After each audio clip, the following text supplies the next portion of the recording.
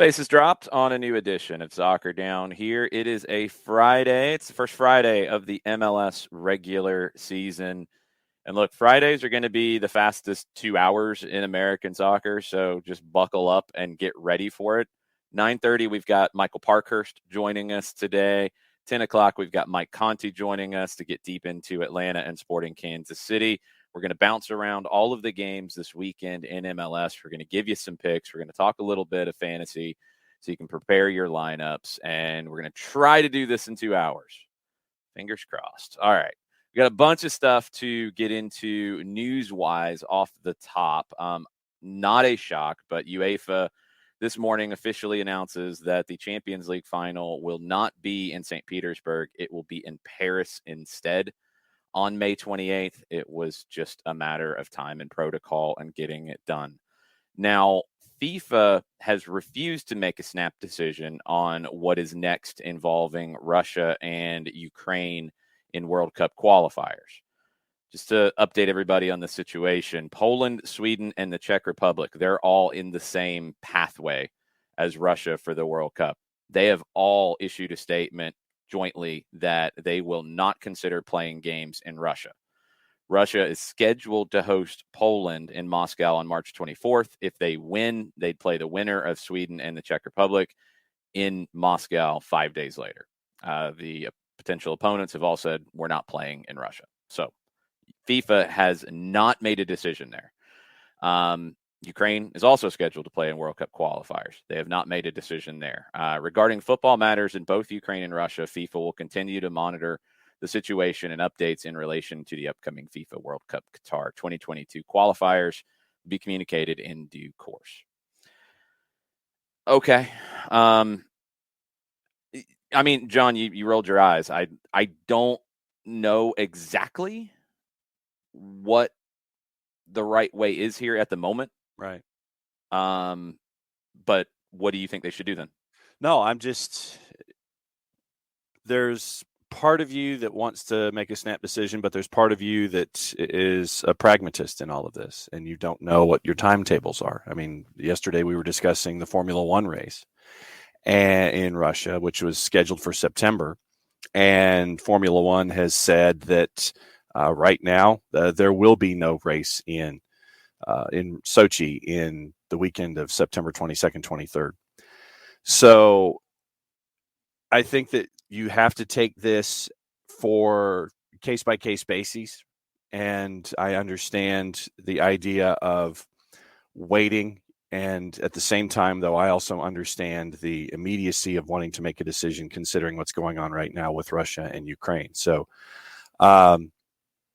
just know that each individual body is going to make a decision and come out with statements that they feel is best for them right now. So getting ideas from both sides in this, both the pragmatic side and the immediate side, I understand where both of them are coming right now. I think it's two separate decisions. FIFA, in my opinion, should not have really went down this road yet anyway. I think they could have probably given it just a little more time because the Ukraine situation is going to be complicated on if they're going to be able to play or not and what that looks like. That is the more confusing situation here. FIFA could come out and say Russia's out of the World Cup. They could absolutely do that. And I think they'd get a lot of support for it. I'd be fine with it. I'd be 100% fine with it if they said that. By lumping the two together, and yes, we don't know what we're going to do with both, they're not going to make an immediate decision. Right. They did that intentionally, in my opinion, but they shouldn't have because it's two separate situations. They also didn't really need to come out and say anything just yet. They could have said that, we've gotten the joint statement from the opponents of Russia in the upcoming World Cup qualifying pathway. Everything is being taken into consideration, blah, blah, blah, blah. They could have pushed it down the road a little bit, which probably would have been the smart thing to do. It's FIFA. They don't always do the smart thing. Right. UEFA with the Europa League, there is a team left in it that is going to make this a little more complicated. Spartak Moscow. RB Leipzig was drawn with them. Second leg is supposed to be Spartak's hosting leg. It will not be played at home. UEFA has said that those games will not be played at home at the club level. Now, just to understand something, because this does create some confusion. FIFA oversees the World Cup qualifiers. It is a UEFA qualifying situation, but UEFA can't tell FIFA in this situation, no, Russia can't play those games at home. UEFA can do that in their own club competitions, and that is the stance of UEFA. Spartak Moscow will not be allowed to play at home. Ukrainian teams will not play at home either, but there are no more remaining teams left in European competition. So, I mean, Jarrett, the soccer side of this is absolutely secondary, but this is soccer down here. This is what we talk about. This is going to be very complicated for FIFA because, look, they just had a World Cup in Russia in 2018. So it's not like the relationships are going to be easy to sever from FIFA's end. And they're going to have to make some tough decisions pretty quickly about upcoming World Cup qualifiers. Yeah, they're doing they're having to do the same things that the IOC is doing. Honestly, that you're both FIFA and the IOC are having to make decisions real damn quick. IOC and Russia already don't see eye to eye. Remember, Russian athletes don't compete under the Russian flag. They're competing ROC, and that would be the same in this World Cup, actually. At least from what I've read. Now, they have in World Cup qualifiers, they have played as Russia, obviously. But I've seen that at the World Cup, they would not be allowed to do that. Now, I don't know if that's true or not. I didn't know if that was just an IOC thing or not. But either way, I mean, you've got relationships with the IOC and FIFA that have hosted large events in Russia in fairly recent years, and they're going to have to go against some of those partnerships that they've created over the years. We're already seeing clubs do that. I believe Manchester City cut their sponsorship, or United cut their sponsorship with Aero, with the Gazprom thing we saw yesterday. There's a lot of decisions getting made right now, and there's going to be a lot of feelings, a lot of people up in their feelings about all of it. And yeah, I'm not going to be surprised if we don't see Russia at the World Cup. I don't know if Ukraine's going to be able to compete in their matchup with Scotland for the qualifiers. If it's going to go to, I think Finland would be the alternate, because Finland, I think, finished right behind them. Like, there's a lot to unpack with it, and that doesn't even get into the human issues about it. Yeah, there's two different conversations, and we'll have to see where FIFA goes on this. For Ukraine, will they be able to field a team is a different conversation than should Russia be allowed to participate. And those are the two questions that FIFA is going to have to answer sooner rather than later. You're, right at about a month away. You're right around a month away from those games, maybe slightly less. And decisions are going to have to be made quickly if there's going to be a new team participating that narrowly missed out, or if you're going to have to kind of reconfigure the way that this last round of qualification goes. There's a lot of teams that are going to be involved in this. Again, this is secondary to everything else that's going on in this entire situation, but it's something that FIFA is going to have to sort out quickly. The business relationships are easier to sort out. This is more complicated, and we'll see what they do. I don't think FIFA helped themselves with their statement here.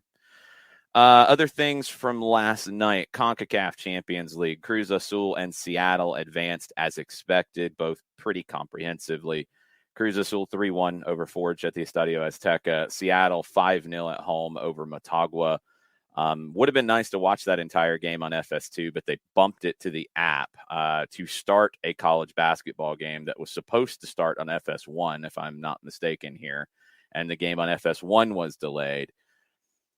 I'm completely and utterly blown away by the decision to do it the way that they did, because that is not how sports on television have worked really since the Heidi game. And if you haven't heard of that momentous thing in TV sports, go and read about that, because you wonder why ESPN, for example, won't cut to the start of a game and they'll push it to ESPN News or whatever.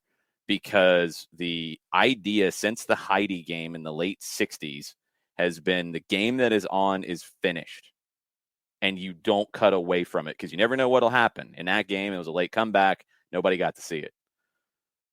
You don't bump the game that is active somewhere else, especially when we're talking about the Fox Sports app, which has like very little usage, and they don't push stuff there on a regular basis. But That game was underway. They bumped the soccer match to the app to start a college basketball game that should have been started on any other channel. Just start the college basketball game somewhere else. And I know for Fox, that's difficult. But you can't bump games that are already underway. And I've said this consistently when people complain about, this basketball game's running long, or this game's running long and the soccer match isn't going to start on time on the channel it's supposed to. No, that's how it's supposed to go. The game that's starting gets bumped. I mean, this is, look, if I'm out of pocket here, like, tell me. But that's how things go, correct, Sean? Yeah, it is. How often do you see a game that is in progress get bumped somewhere else to start another game that's supposed to be starting on another channel? I've never seen it. No. The game that is in the grid on that network, on that channel, gets the squatters' rights, for lack of a better term. Until that one's over, it doesn't shift. The games that are coming in underneath, they're the ones that are in the alternate location. And then when your primary game on the network that you're watching, when that one's done, then everything shifts from the programming standpoint back to where it originally was supposed to go. You don't shift the game that's primary on your channel to an app or any other situation. I have not seen that at all. I've never seen it. And I've always told people that stop complaining when the game in front of the MLS match runs long, or the national team match or whatever. Stop complaining, because you don't want that to happen to the soccer game. Well, Fox did it. And that is really disappointing. It's a deal with CONCACAF. And look, they're taking the world feeds from it. It's not a high priority for them. I understand all that. But what they did was incredibly disrespectful to their partners in CONCACAF, to the teams involved, and to the fans. And yes, there's a lot of crossover between the fans, obviously, because an MLS team was involved in watching that game last night, and who will watch the games on Fox this season. And I'm blown away. I'm blown away. I was shocked when they did it. I was shocked when they cut into it and did it. And there's no excuse for it. Fox cannot justify it. It's disrespectful. Starting the other game somewhere else because the other game is starting is the route they should have taken. And, you know, Jarrett, it's a move that I can't imagine is going to endear the decision makers over there to CONCACAF, MLS, or anybody else. Nor should it. It's embarrassing. I mean, it's always what it is. It's embarrassing, and it's childish. I mean, for lack of a better word, I don't know what else to call it. Like, it's you're acting like a bunch of stupid supervillains. Kind of. You're giving that segment of the soccer population that already has like that victim complex, you're giving them all the ammunition in the world. Yeah. It's just shocking. I was honestly flabbergasted when they cut in and did that. If ESPN did it, at least people are used to watching games on ESPN Plus. It's still not acceptable, but at least it's then all right. A couple clicks, I'm good. Fox doesn't put games on their app. They don't do the streaming component really, and it's something that they're way behind on.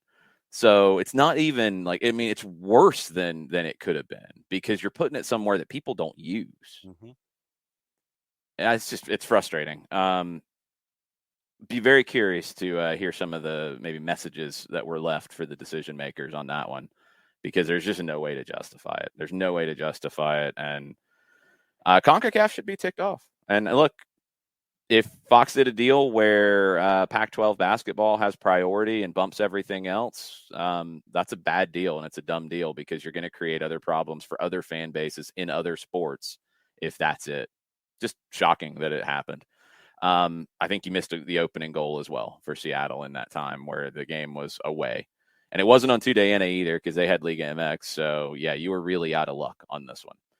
Quarterfinals in CONCACAF Champions League. Seattle is playing León. New York City is playing Comunicaciones, Pumas and the New England Revolution, Montreal and Cruz Azul. And those two have got a history in this competition. So that's going to be a lot of fun really good series here. NYC is in a prime position to get to the semifinals. Seattle Leon, New England Pumas, Montreal Cruz Azul, all pretty evenly matched series. And Jarrett, we talk about this every year since 2000 when the LA Galaxy won the CONCACAF Champions Cup. An MLS team has not won the tournament. 2 Costa Rican teams won it in 2004 and 2005. Alajuelense won one, Saprissa won one. Outside of that, it's been all Mexico. Who gets over the hump here for an MLS team if they do this year? I still want to believe in New York City, especially if Tati Castellanos is going to be there through this to the summer. And we can discuss later on. We can discuss the Carlos Vela's contract situation. We'll get into that later. But Tati Castellanos is going to be there to the summer. New York City's kind of who I'm going with there, because even if Abear isn't the same guy he was in 19, they'll have the money and freedom to go get someone if they need them. Yeah, well, and they've got Eber too. So I mean, you're in pretty good shape. This is assuming he isn't what he was in 19. Is what I'm saying. Like if you decide he can't be that guy, if you're going to sell Tati in the summer, you'll have the money to go find someone. He's got to end up being that guy again, I would think, at least somewhat resembling that guy. It's been long enough. I think NYC is the team that has the best chance to win it. I think Seattle's in that conversation too. New England should advance. Montreal Cruz Azul is a little more of a toss-up, but Cruz Azul's got some problems off the field with sporting directors and managers and a little bit of drama there. Montreal will have the toughest time to get to a semifinal, but they're absolutely capable. So looking forward to all of these. These are going to be some fun competitions. You mentioned Carlos Vela and his contract, and this was news yesterday. Again, flying under the radar because I don't know. I guess some team stuff gets hidden and we don't talk about it. Carlos Vela's contract is up in June. Last time I checked, MLS Cup is supposed to be in November. That would be after June. Like, you see deals sometimes come in MLS where guys come from Europe and they sign deals based on that. If I remember right, Eric Remedi initially might have been in that kind of situation, or at least it was talked about when he came in mid-season from Argentina. Sometimes guys have deals that end in June. Not players like this. And usually, but again, this is Carlos Vela we're talking about, where everybody in the country thought he was out of contract at the end of last season. Oh, yeah, we got an option. But they had an option to extend it to June? Jarrett, what in the world is going on with Carlos Vela? Well, I don't know, and we won't. But we're going to find out something new tomorrow, I'm sure. Probably today. No, we'll find out something before kickoff of their game this weekend. That's just a weird contract to have it expire in the middle of the season, because there's 6 months left less than 6 months left on the deal. He can sign a free right now. Mm-hmm. He can dip right. Well, he can't dip right now. He can sign a free right now and basically tell them, I'm going to play hard for you, which I think he will. Please understand, I'm not calling into question Vela's professionalism by any means. I think Vela's going to go out there and give everything he has for LAFC. And if he's able to stay healthy, put up really fun moments and really good numbers. But that being said, you could end up in a situation where Carlos Vela's doing that and then says, hey guys, I signed a free with somebody in Spain or Portugal or Mexico or hell, Miami. Somebody mentioned Miami the other day in that information dump, whatever it was. You can't sign a free with Miami though. Oh yeah, I can't sign a free because it's a single entity. Never mind. Anyone outside of MLS, but he could sign with someone outside of MLS and say, hey guys, I'm going to bust my hump for you until June, but after that, after that last game, that locker collects dust. Now the question, okay, let's play the Miami card here for a second. Let's say that contract runs through June. And Carlos Vela said this. This is from Vela yesterday. He spoke to the media, confirmed that it only runs through June. He has no idea what comes after that. Alicia Rodriguez of the SB Nation network had this on Twitter first or most commonly. Vela said he's going to, quote, live in the present.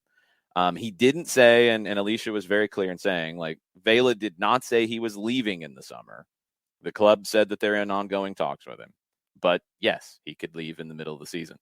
I have no idea what the process is if his contract is up in the middle of the season to potentially go to Miami in the middle of the season. When his LAFC contract is up, is he a free agent in the middle of the season? Does he meet that threshold? I think he does with how long he's been in the league. Can he just go across the country and sign as a free agent in Miami in midseason? I would think so. It's never happened in MLS that I know of where a player became a free agent in midseason. I do not believe that has ever happened. What a story that would be. So someone, Ricky Ricardo, brought it up. So let's play it out, Ricky, because it's crossed my mind too, and I didn't say it, and I should have. What if LAFC traded him? It would be smart because then you actually get something for him. You get something back. Yeah, you say, hey, you want to go to Miami? Yeah. Okay, cool. Play a little bit with us. Help us get this new coaching staff and turned over roster going in the right direction, and we'll get you over to Miami in the summer, and we get some money for it. Well, now hold on. The timing's got to work here because they can't trade him in the summer once his deal is up. Sign an extension. Sign a trade?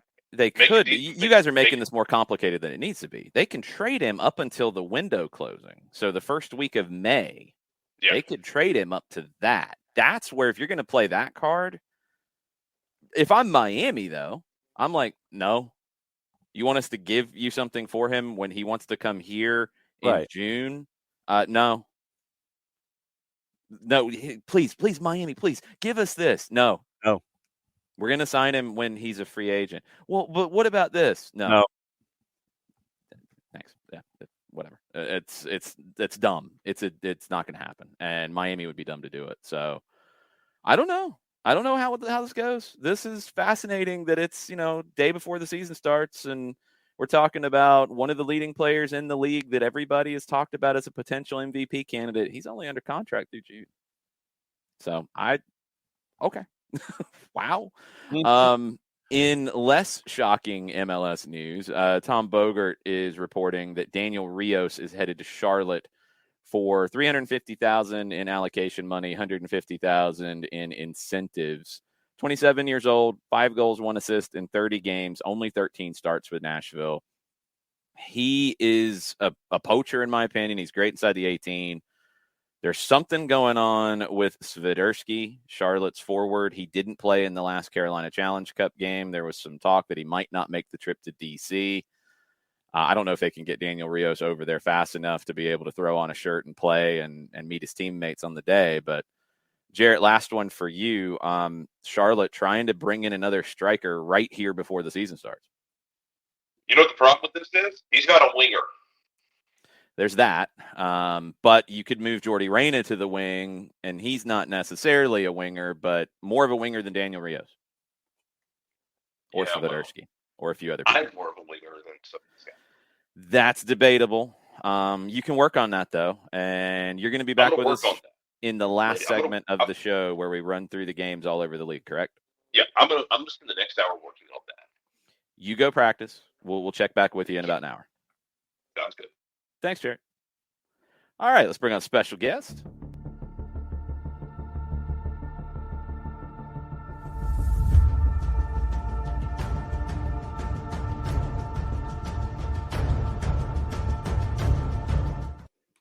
I figured the epic intro music was appropriate for you, Mike. Definitely. Thanks for joining us. How are you? I'm good, thanks. How are you guys doing? Doing good. That's a nice kit. I like that.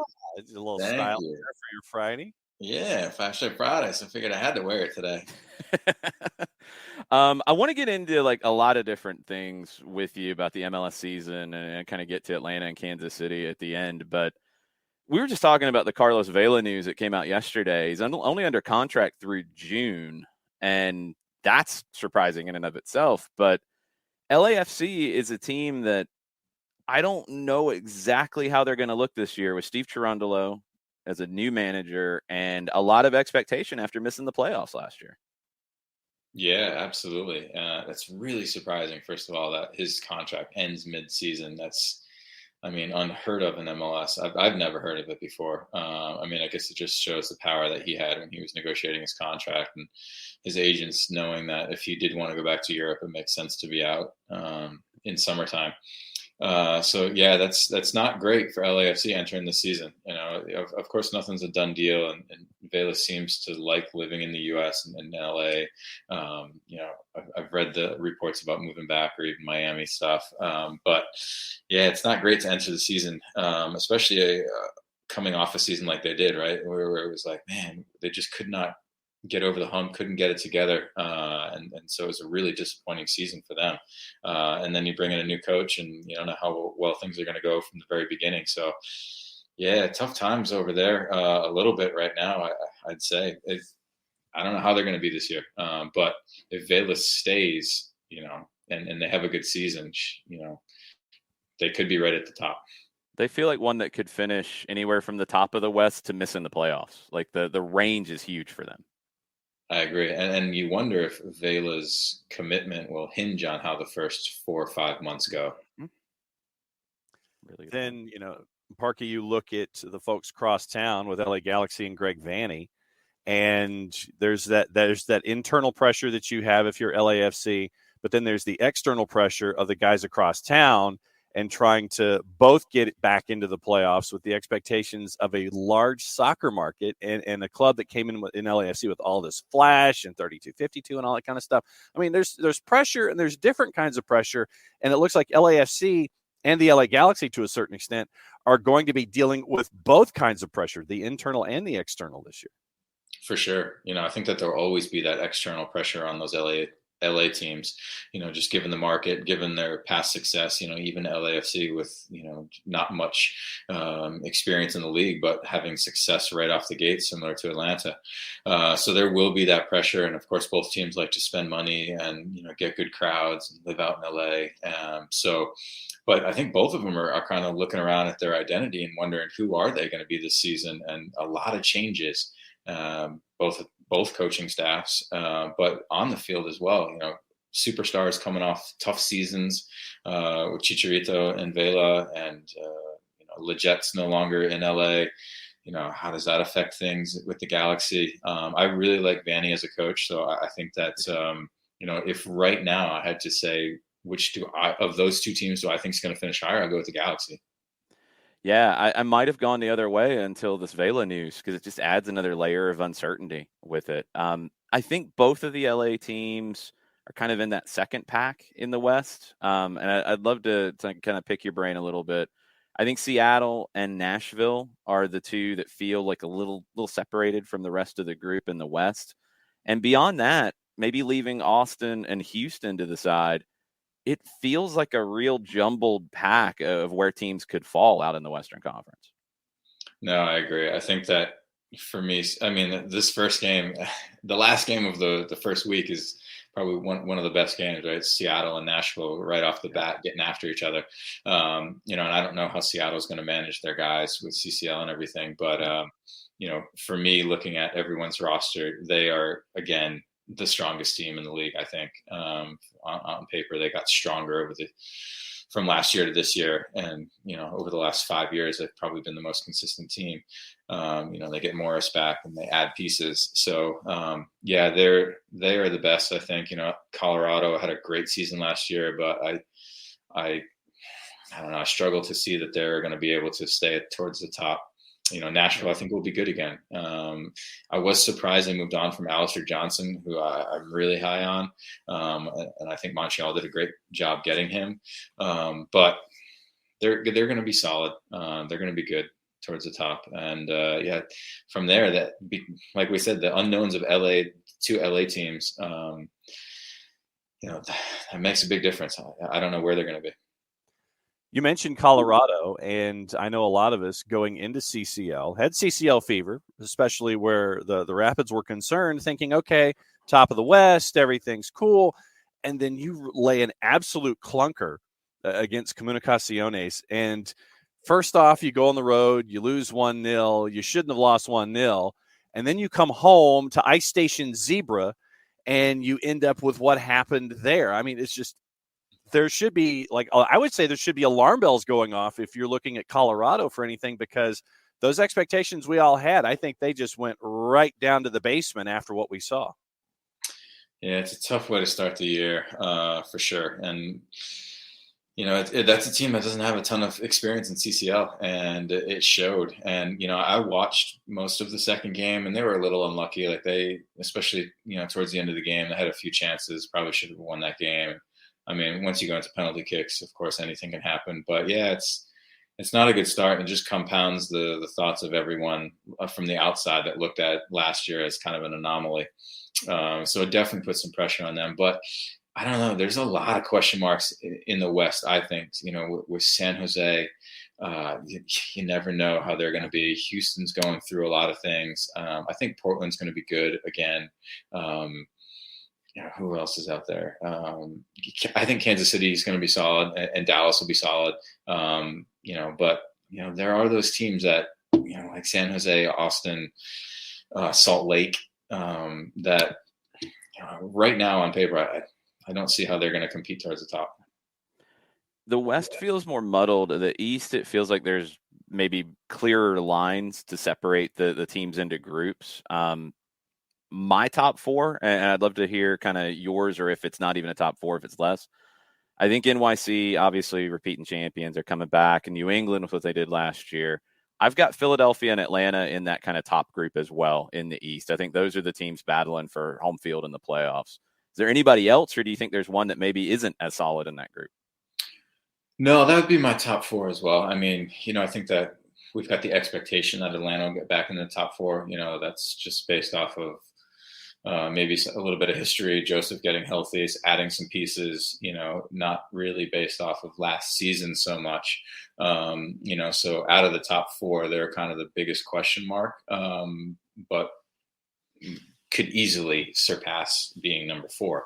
Yeah. But yeah, those three teams above them, especially New England and NYCFC are the top two in the East right now, I think. Toronto for me is the question mark. You bring in Bradley, you bring in these Italian signings. How quickly is he able to turn things around? Because they're 2 years removed from being a really good team. So for me, that's a team that could easily be right up there in the top four, similar to an LAFC, where they're changing things up and you just don't know how quickly they're going to get things going. But with Bob, I'd assume they get it going pretty quickly.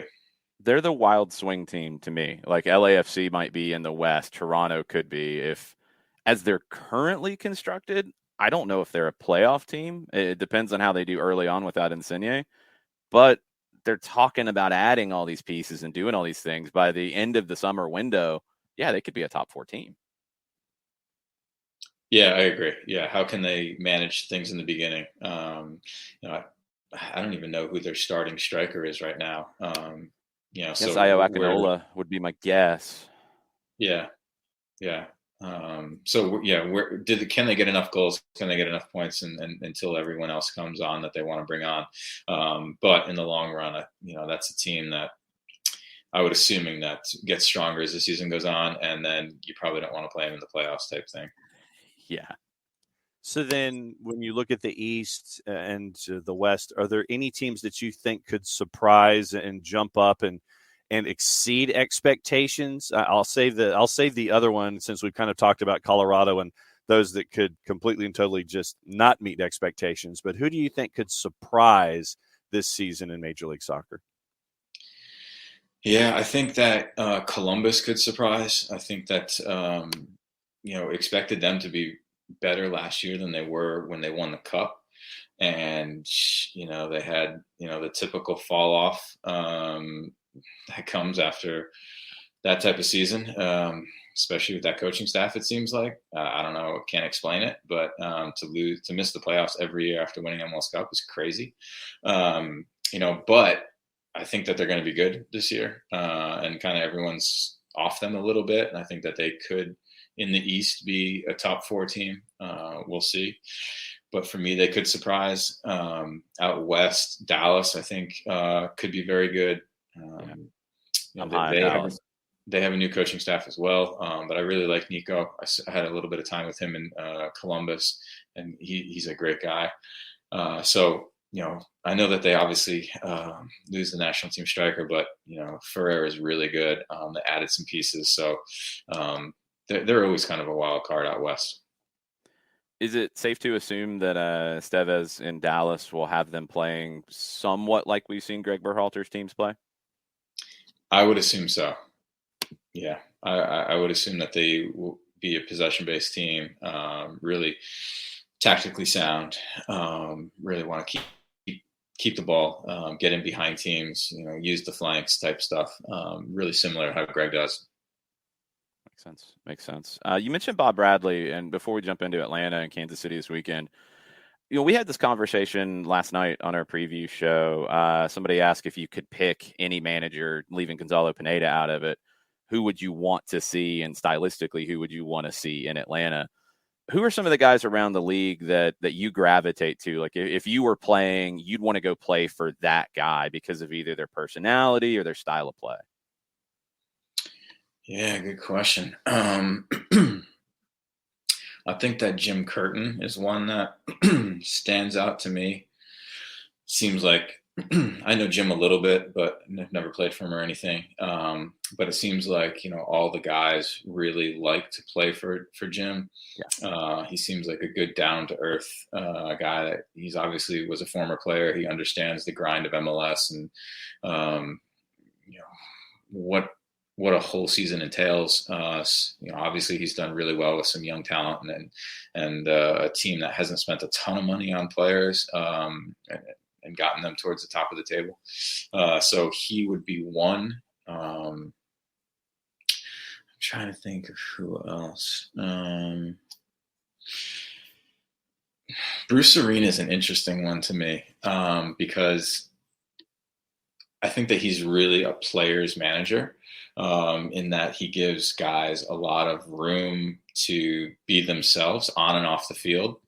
But the downside, I think, a little bit is sometimes tactically he's not as structured as somebody like Greg or Gonzalo or kind of the top tiered tactical coaches out there. But there's definitely something to be said for a manager that's able to rally the guys, and guys like to play for him. And I think that's probably pretty true of most of Bruce's tenure.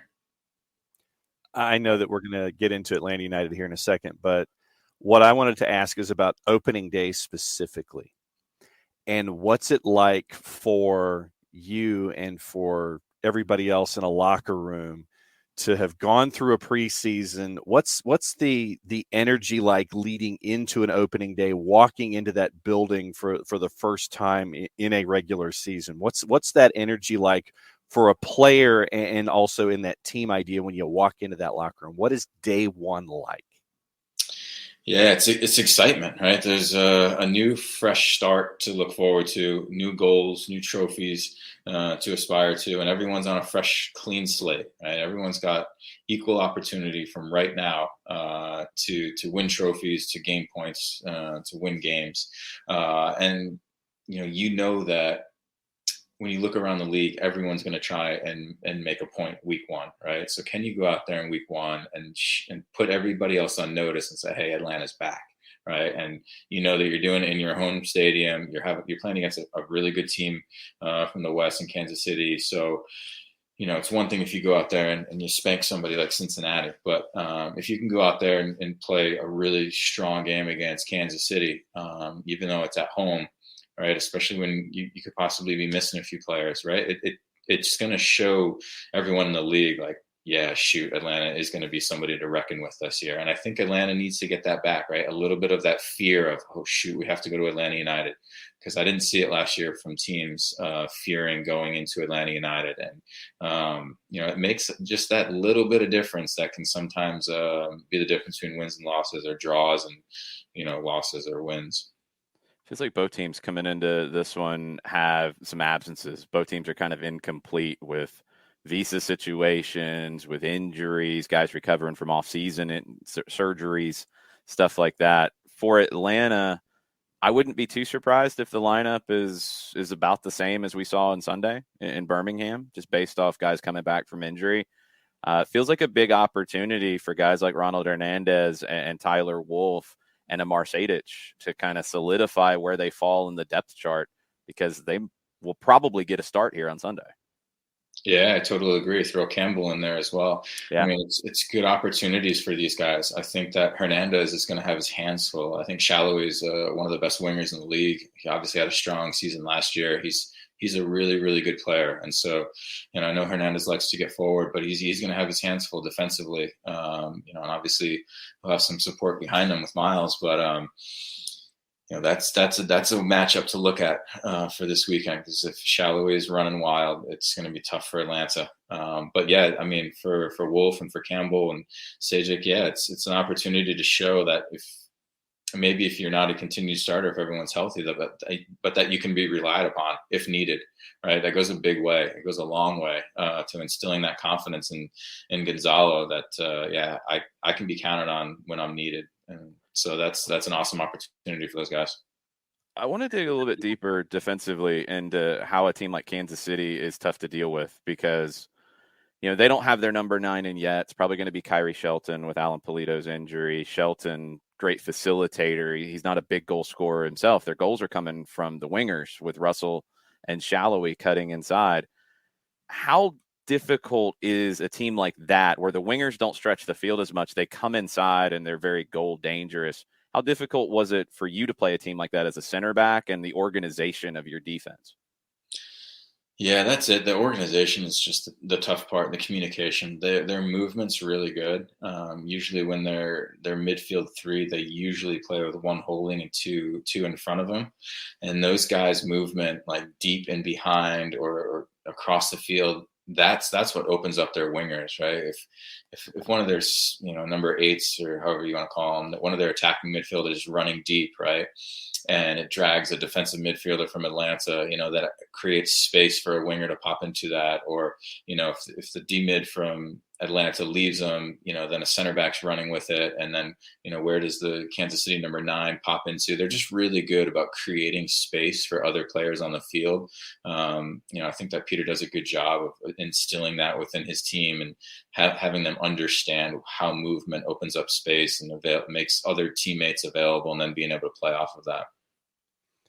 So then what kind of a game are you expecting? Are you expecting one that is going to be completely frantic at times, or measured, or what kind of a pace are you looking at for this first match of the year? Yeah, it's a good question. I'm not 100% sure. I think that Kansas City is usually a team that dominates possession. They like to have the ball. They like to be on the ball. But I don't think they're going to full out press Atlanta United all the time.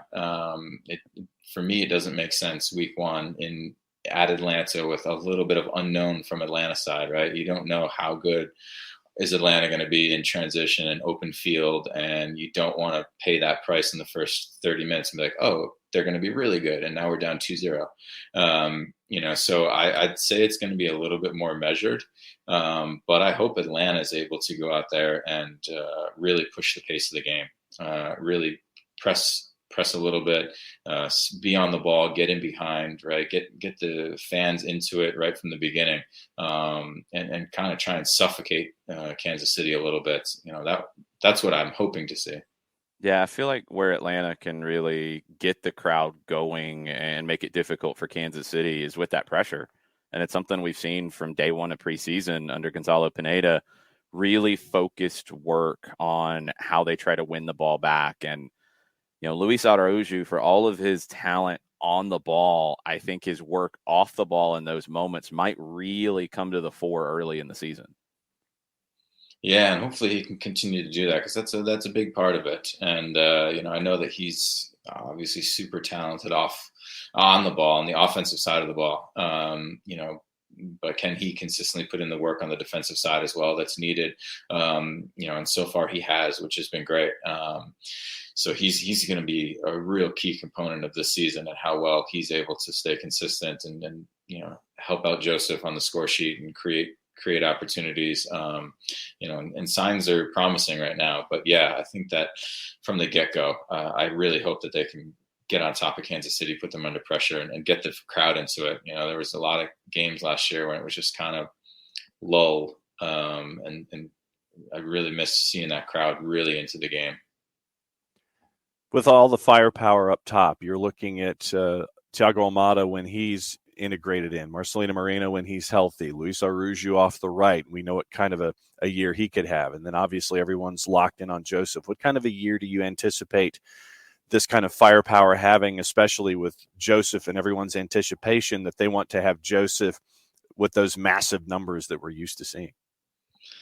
Yeah, the expectation's high, and I think that's the reason why it's high, right? Joseph's a year off the injury now. He should be more full strength. I know that he played most of the games last year and had a fine season, but I still don't think that he was 100%. And which is normal coming off of a big injury, complicated surgeries and things like that. And then Araujo, you saw what he could do at the end of last year. Moreno had a good season.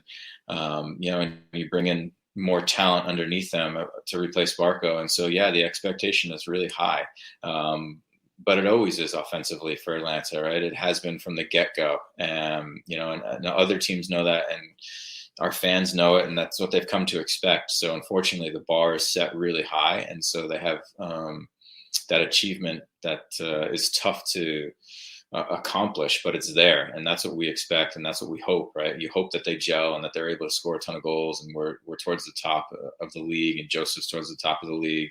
That's what we're all hoping and expecting. If that occurs, then they're going to be in the top 3 in the East, and if it doesn't, that's when we're going to be fighting for playoffs again.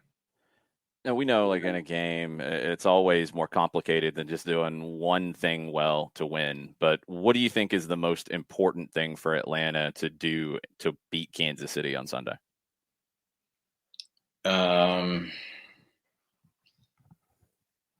For me, Kansas City's biggest strengths are their wingers.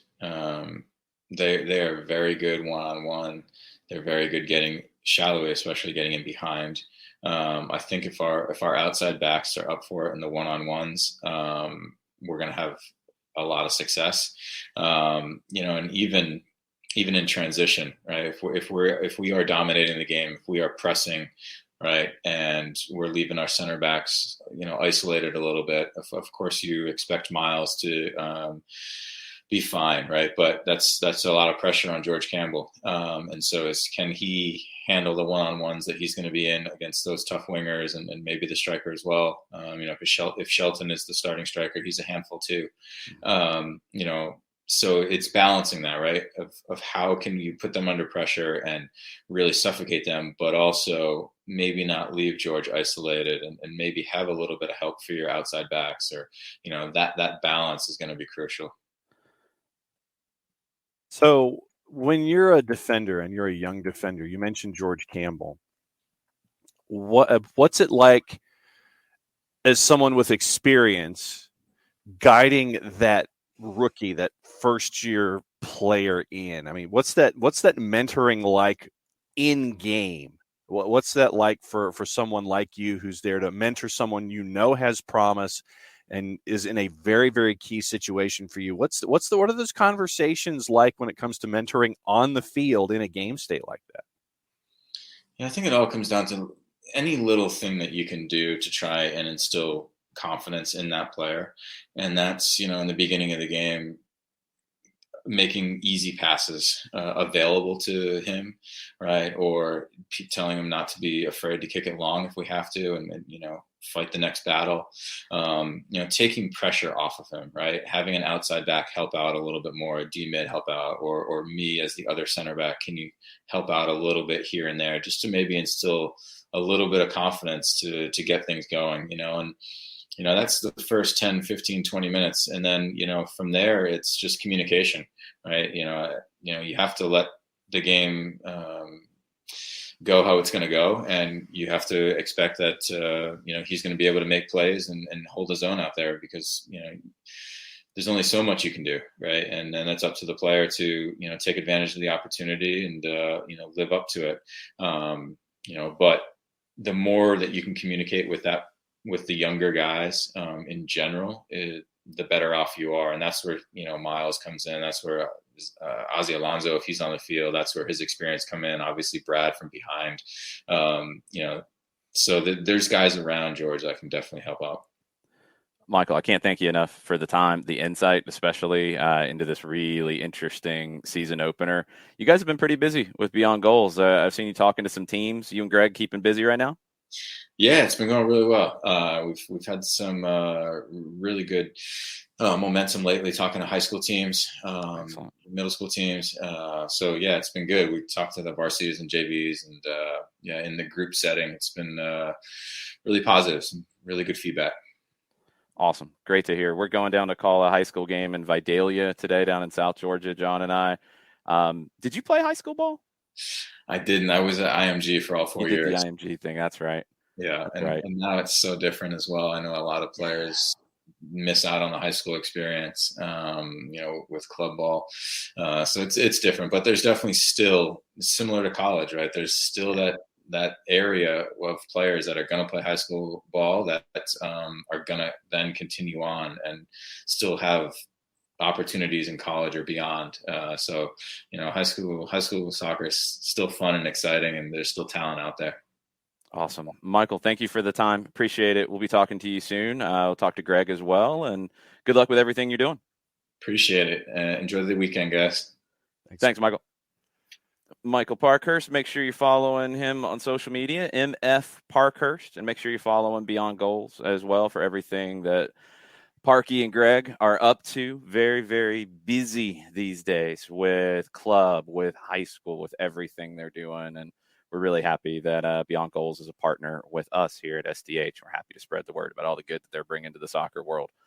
9:58 on the clock. Mike Conti is going to join us here in a bit as well. We're going to go through a lot more on Atlanta and Kansas City. We're going to get into the MLS schedule on the whole and try to give you a couple fantasy tips. But before we do, John, tell us about Eliminize. I can certainly do that. Eliminize service, proud sponsors of everything SDH. QR code over my left shoulder for those of you watching on Twitch. For odor-free, clean, fresh air, there's one place that you need to go. It's Eliminize service. They deodorize enclosed spaces like houses, apartments, and condos. They've created a customized solution that eliminizes all organic odors like pet, cigarettes, or food. Realtors and property managers use the Eliminize service to eliminate bad odors to help them sell or rent those facilities that much faster.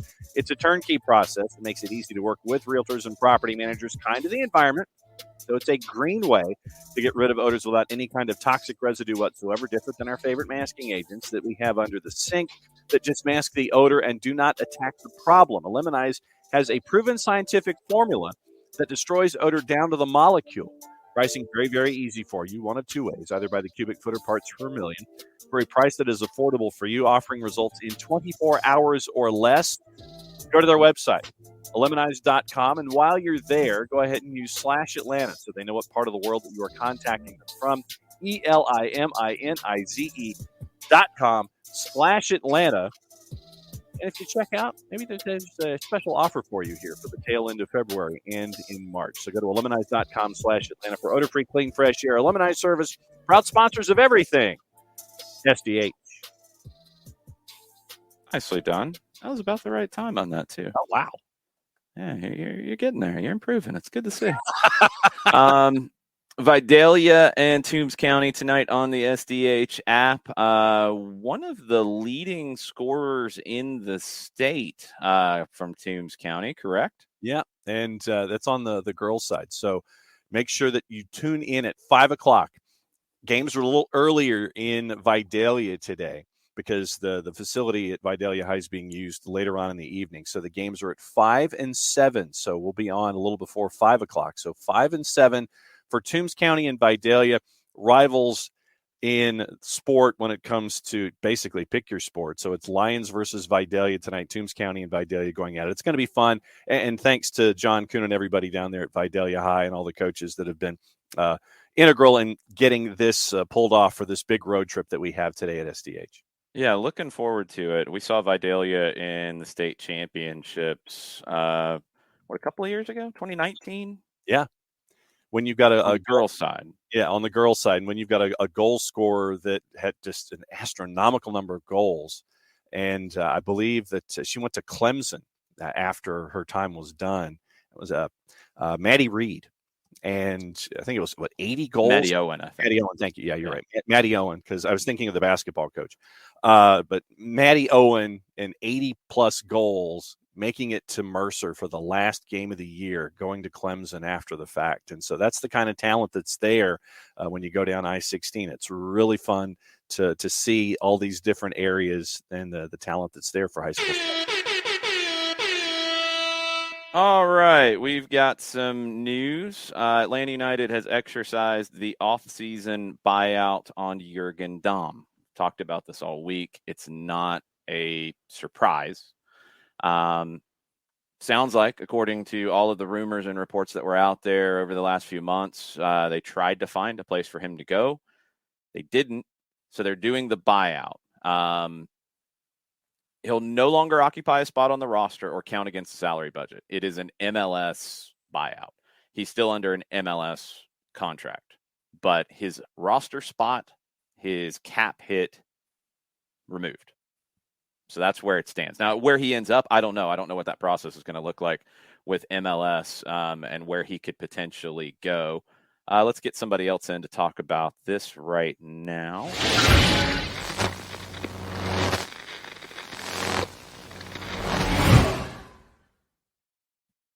I know you might have to step away quickly, Mike, but I wanted to bring you in on this with the news breaking. Yeah, and sorry about that. I apologize. A lot of moving parts here at the radio station this morning. Can only imagine. As you know. We knew this was coming. I think, we had declared on a couple stoppage times ago that I just did not think Jürgen Damm was going to play for this team this year. Now it's official, and now – this plus the acquisition of a couple $100,000 in GAM from Miami and, the pursuit of green cards by a couple players, you can kind of see where this is going now for Atlanta United, where they're going to have some flexibility here. Yes, it's going to be after the start of the season, but they're going to have some flexibility, first of all, to finish the roster today and get to compliance. And then B, to potentially make another move before the MLS window closes this spring, or kick it down the road to when windows start opening up again in the summer. So, it achieves a couple objectives. Sorry it didn't work out for Jürgen here. Came in a very awkward situation right as the pandemic was getting very thick after the disaster of the MLS's back tournament when they were making a coaching change. Just a lot of weird circumstances that kind of surrounded the time that Jürgen Damm was with the club, and most of it out of his control. So sorry it did not work out, but now Atlanta United's got to kind of move on and, move ahead towards maybe another incoming in the next couple of weeks or maybe longer than that. Yeah, I mean, I think if you kind of try to fit the puzzle pieces, and that's how we have to look at MLS rosters with the lack of information at times. I mean, we didn't even know Carlos Vela was out of contract in June until he said so yesterday. So we're trying to figure this stuff out. You take Barco out, you add Almada in a designated player spot. That's a straight swap in terms of cap hit and all that. That's easy. You've added, Osvaldo Alonso. I don't think he's going to be on a huge number, but yeah, his number is going to have to be sorted out.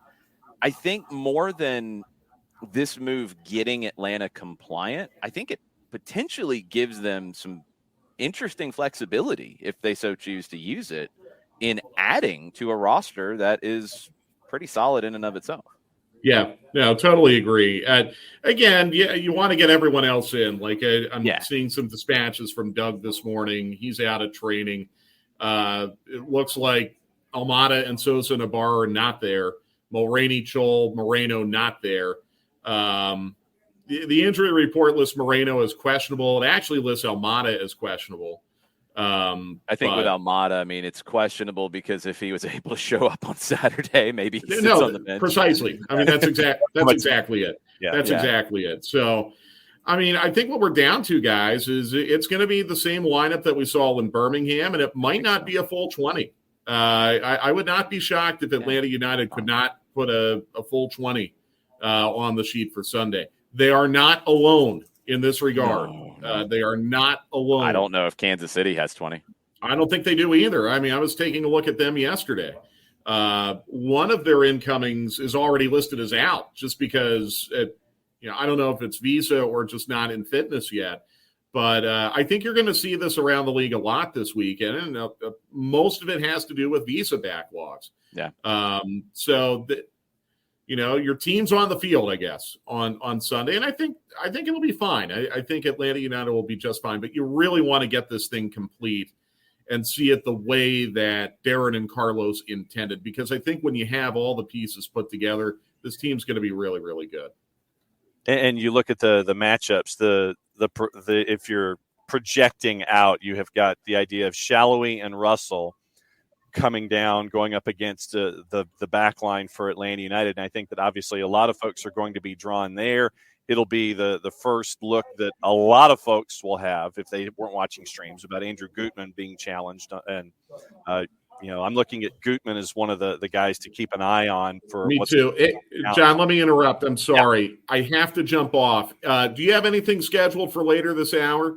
No, we're going to run through the games around the league and other news and such. Can I potentially jump back in when I'm done with this meeting? Sorry, guys. Sorry about that. All good. We'll see you in a minute. Be good, Mike Conti, very busy man. Busy man. We try to grab Mike whenever we can. It's not always easy. Okay, so let's get caught up on the Jurgen Damm news and anything else you guys want to jump in with. A couple of questions. We'll take a few here over the next 10 minutes or so before we start our look at the rest of the league. This is going to be an issue league-wide. Mike said it. We've talked about it all week. Pretty much every reporter around the league has talked about who is not available due to visa issues.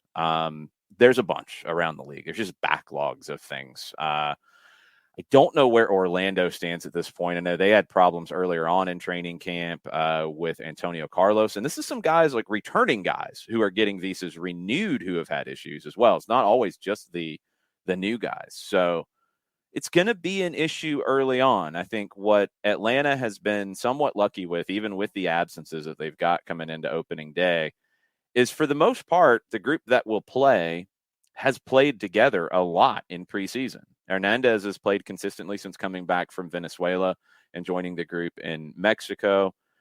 Campbell has played plenty with Miles. That was intentional. Gutman's been there consistently on the left side. Ozzy Alonso has played consistently. Mateo Sosechu's played consistently. Now Amar Sejdic jumping in. He's played. He's got one game with this main group. It was a good one in Birmingham. Tyler Wolff, Joseph Martinez, since he returned from Venezuela national team duty, and Luis Araujo, those three have played together a lot in preseason. So even with the absences, you've got guys that have a chemistry at least in preseason. That's going to help Atlanta on Sunday.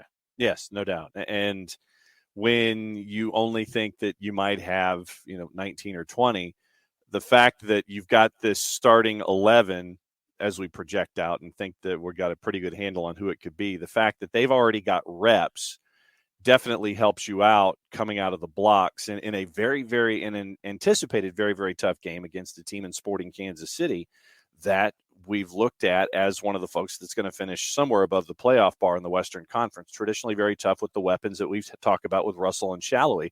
But that continuity, I think, coming in with all of the issues going on around you, I think is key here for match week 1. Couple of questions as we jump into them. We're going to get into the MLS schedule here in just a few minutes. Domer and a bunch of people have asked this. Are we going to get any soccer down here pregame shows from Lot 17 this year? I think what I would like to try to do, some match days are harder than others. Like this one is impossible for me. I'm on with John and Hugh, who are doing a pregame show on the front porch at the Benz. So I'll be on with them at 1:00. A lot of games are tricky for me where there is a later kick on a weekend and the tailgate starts earlier. That might be feasible. I know it's a different setup entirely, and I'd have to figure out the mechanics and logistics of getting stuff around and moving stuff around. But I would love to try to figure it out a few times. It's not going to be a regular thing, unfortunately. It's just harder and harder with my game day stuff to do it. But where there is a long build up to a game and there's an early tailgate and before everybody gets too sloshed before kickoff, I think we can hop out there and do something with that. So stay tuned. We're going to try. And if you guys can build an elevated platform on top of containers, that's cool. We'll figure out what it looks like. But yeah, it'll probably be hit or miss on when we can do it. At least when I can do it, just because of the logistics of my schedule on a game day. Burned asked if we'll be at the 2 scrimmage on Saturday. Yes, John and I are both planning on being there. It will be shown on Twitch. We're trying to figure out if it's going to be possible to have any kind of commentary on the Twitch stream, or if both coaches, because South Georgia Tormenta might not want us to talk about their players. They could just not wear numbers, and we'd be in the same situation I've been in all preseason. But I don't know what they want to do in that realm. But it is going to be shown, so you'll be able to watch it, and we'll be there, and we'll be talking about it in some form or fashion. Maybe on the stream, maybe not. We'll just have to see what that looks like. Dead again, yeah, I would assume that everybody who is in question will be in bubble wrap until Sunday. Yes. I mean, the injuries, it's not where you want to be, obviously, but luckily there's nothing that is concerning at this point. The Moreno one is maybe the most, but he's really close from what we were told last week. So I'm not as concerned as I was. I just haven't seen him in preseason. Lennon's back in training. Heineman and Sosa, we knew were going to be longer-term issues coming off of surgeries. Ibarra happened in preseason. Chol happened in preseason, and they're going to. You get into preseason prep, you obviously aren't looking for injuries, but you also can't play not looking for injuries because you're not preparing for the season in that realm. So you just got to deal.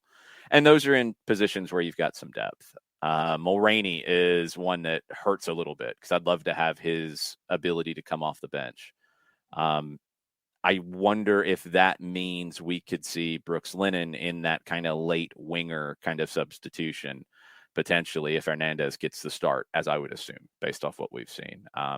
Just have to see. But yeah, it's not ideal, but it's pro sports, and there's really no way to avoid injuries. They're going to happen, sometimes worse than others. That's why you try to build a squad with depth, and Atlanta's been able to do that for the most part. Tafka is freaking out over things. That could be true, Tafka. It wouldn't surprise me. I don't think it's anything to freak out about. Also, take the MLS roster page with a massive grain of salt, because it's not always accurate, even in season. There is, and I'm looking to see what you're seeing. Yes, he's listed. Eric Centeno is listed as loaned out on the supplemental roster section on the MLSsoccer.com page.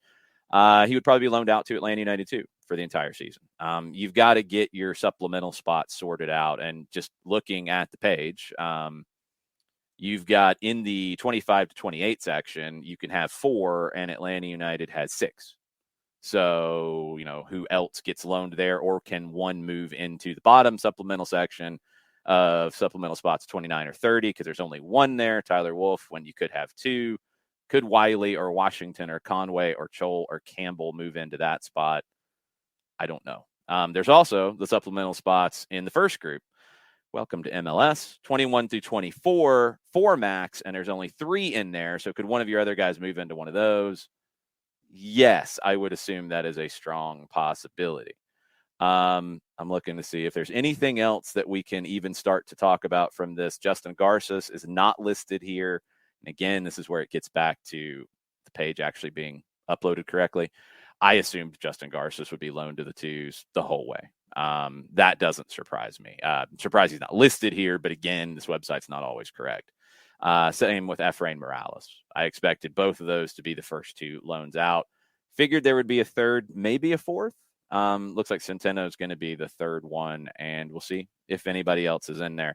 I don't think Bryce will be, at least this week, not loaned for the full season, because you want the 4th center back available just in case, and somebody who can play on the right side, especially if you need to look at Lennon as a winger this week because of winger injuries. So, I mean, it's I don't know if I'd say it's fairly big news, Tafka. I did not think he was a contributor for some minutes this season. I didn't. He's 19. He hasn't played professionally in a match that counts ever. That's a big ask. He hasn't come from a professional academy directly. He played with Sacramento's academy a little bit, 1 season in college. I like Eric Centeno a lot, but he's going to benefit from knowing what this year entails for him.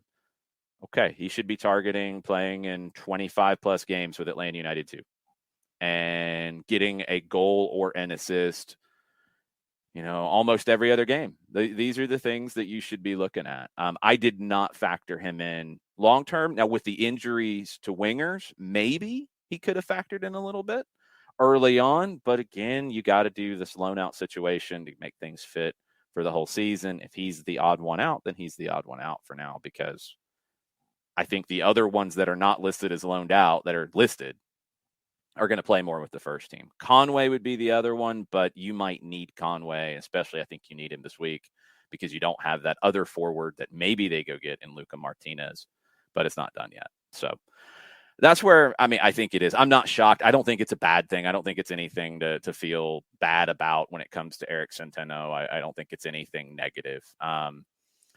It's just the nature of coming into the league and coming into a team like Atlanta United, where he would not see much time with the first team. If for roster compliance and making everything fit, he's the one who gets loaned. He's the one who gets loaned. It's okay. Okay. Let me see if there's anything else to jump on first. Jarrett, welcome back. Thanks. I missed something. I know the Jurgen Damm news. No, Eric Centeno is listed as loaned out on the MLS roster page, which is about as reliable as John's favorite 3 and 4 letter papers from England. Check. It's a little more reliable than them, but yeah, whatever. I'm not much, especially not until the roster compliance deadline later. But yeah, again, doing the math, there was probably going to need to be at least 3. Garces and Morales aren't even listed here. They should be. They should be listed as loaned out. They're not. They're loaned out. They're under contract, so they're going to be with Atlanta United too. And I would assume Eric Centeno is with Atlanta United too. You wouldn't send him anywhere else. That'd be pointless. Because I'm pretty sure that MLB in the middle of a lockout has better reliable pages than MLS. That's right. Yeah, I wish I could. Good. It's bad when I've been burned multiple times from looking at roster designations and things that I don't trust it, but I don't trust it. So sorry. Yeah. Sorry, MLS. I feel, you should not apologize for feeling slighted. No, I feel slighted. Tell them to do a better job. I think I did. I think I kind of did.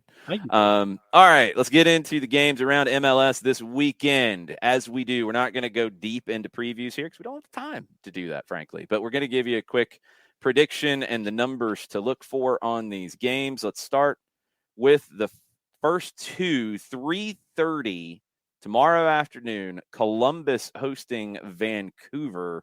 The Crew are a -137. Vancouver's a +375. The draw is +275. How you feeling, Jared? I'm feeling Vancouver about it.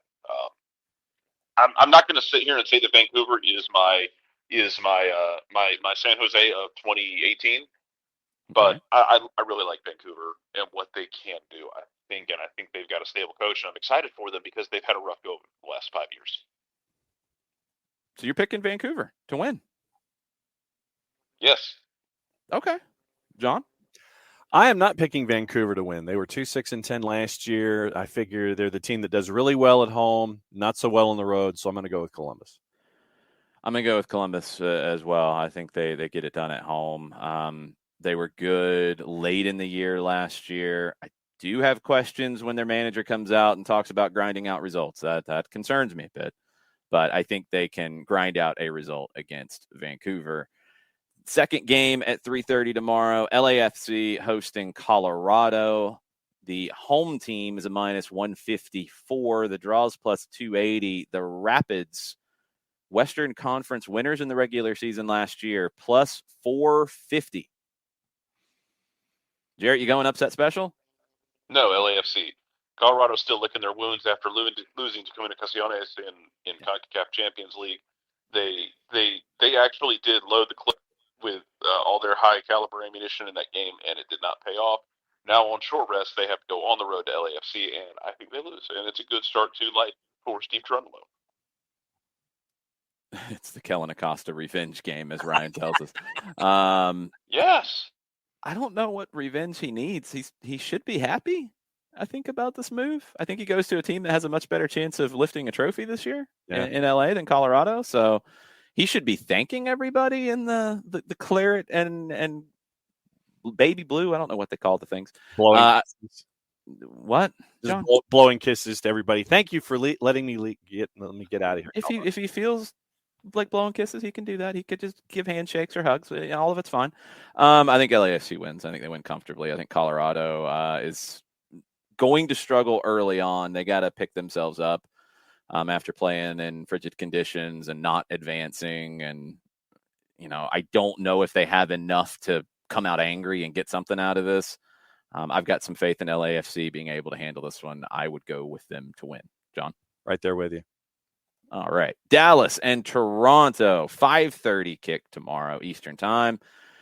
Toronto's a plus 280 on the road, draw plus 250. Dallas is a minus 105. That feels entirely accurate to me, and I think Dallas gets the win. I think Dallas is a playoff team this year. Jarrett? Yeah, Dallas. I'm waiting for John to go draw.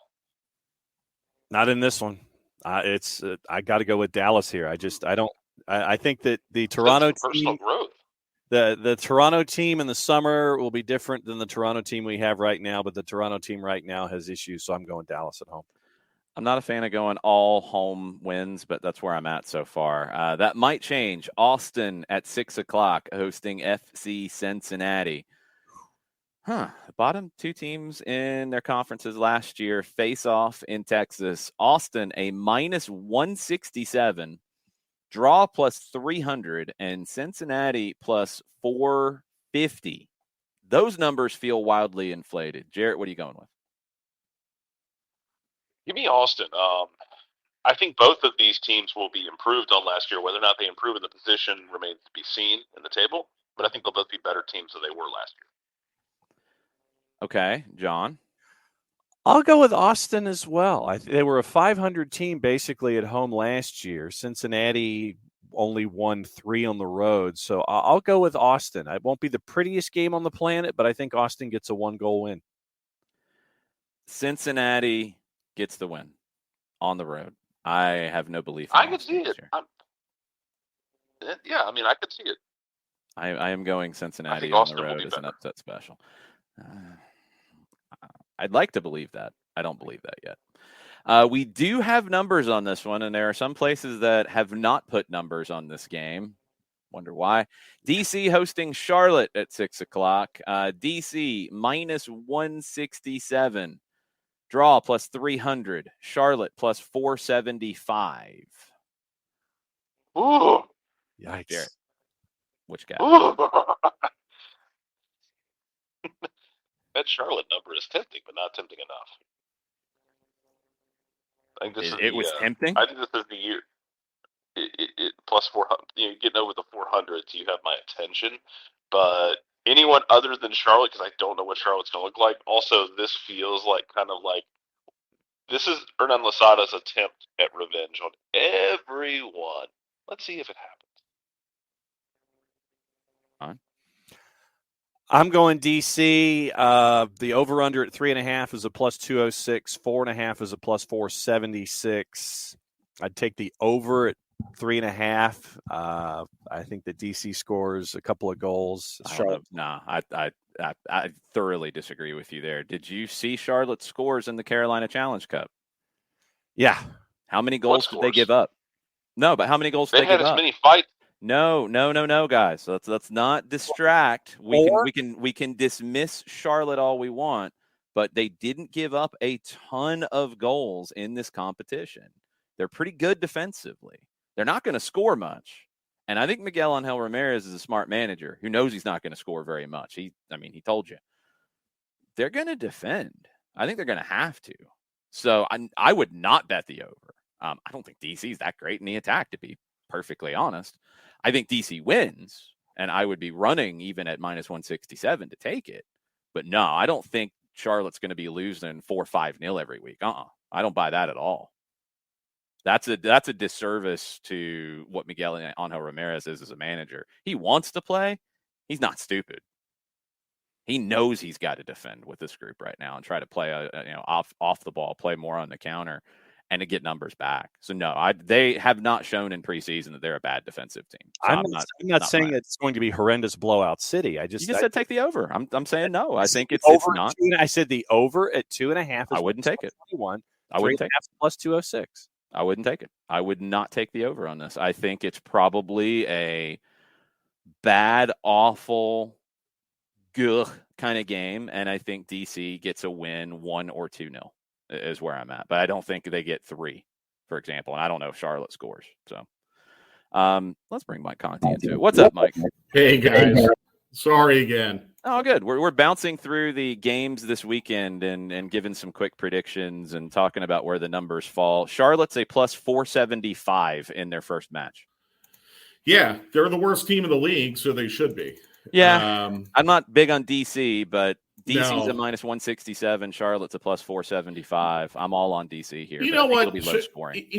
I agree. I think Charlotte will have an emotional moment early. I could see Charlotte first 10 or 20 minutes just riding that emotion and maybe having match control, maybe able to squeak out a goal. But DC, who I'm not very high on either. Still's got more than Charlotte. So this feels like a 2-1 type match. I think I think Charlotte's going to struggle to find goals. I do really like the reported move that hasn't been officially announced yet on Daniel Rios. I've told you about Rios for years, Mike. I really like him, and I feel like Nashville should have played him. That's a good get for them. But, I mean, you're doing it 24 hours or so before you play your first game. Maybe should have done that a little sooner. Absolutely. Just saying. Just an idea. Yeah. Crazy thought.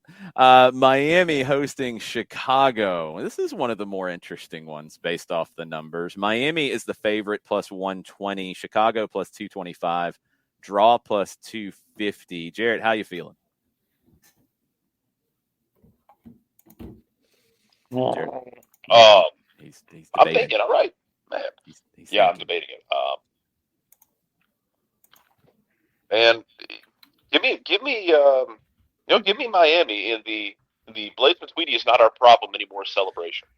He is not. He is another, I'm assuming, MLS buyout that has not been officially announced yet, but the club talked about it yesterday. I think Miami's going to be all right. I think Gonzalo Higuain's going to have double-digit assists this year.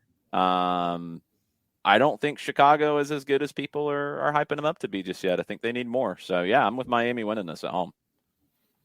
John? Yeah, I'm with Miami winning this at home too. I just I don't see it with Chicago on the road specifically. So I'll go with Miami at home. How are you feeling about Miami and Chicago, Mike?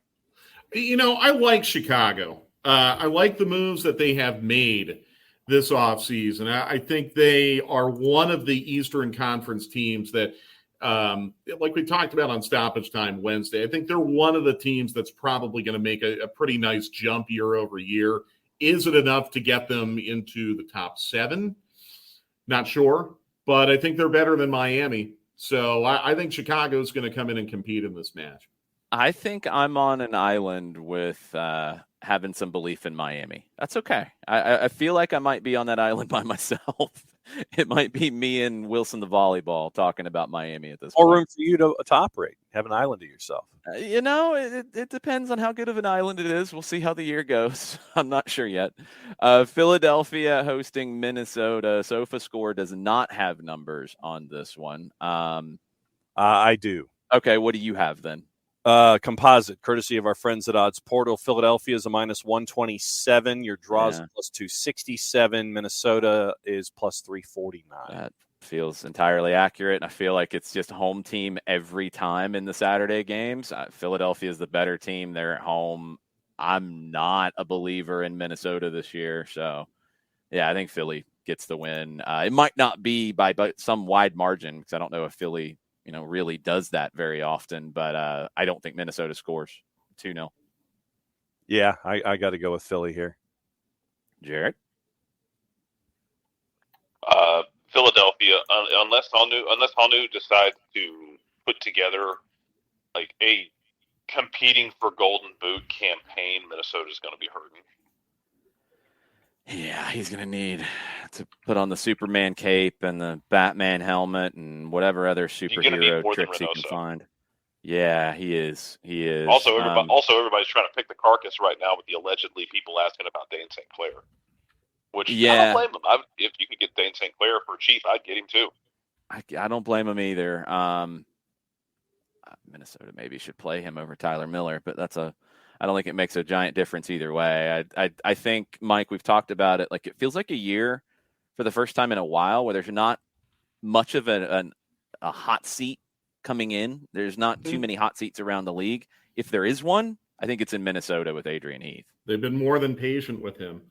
Look, I think Philadelphia is the number one team in the East. Whether or not it finishes that way, I think it's dependent a lot on injuries and, God forbid, illness, which is what knocked them out of the playoffs last year.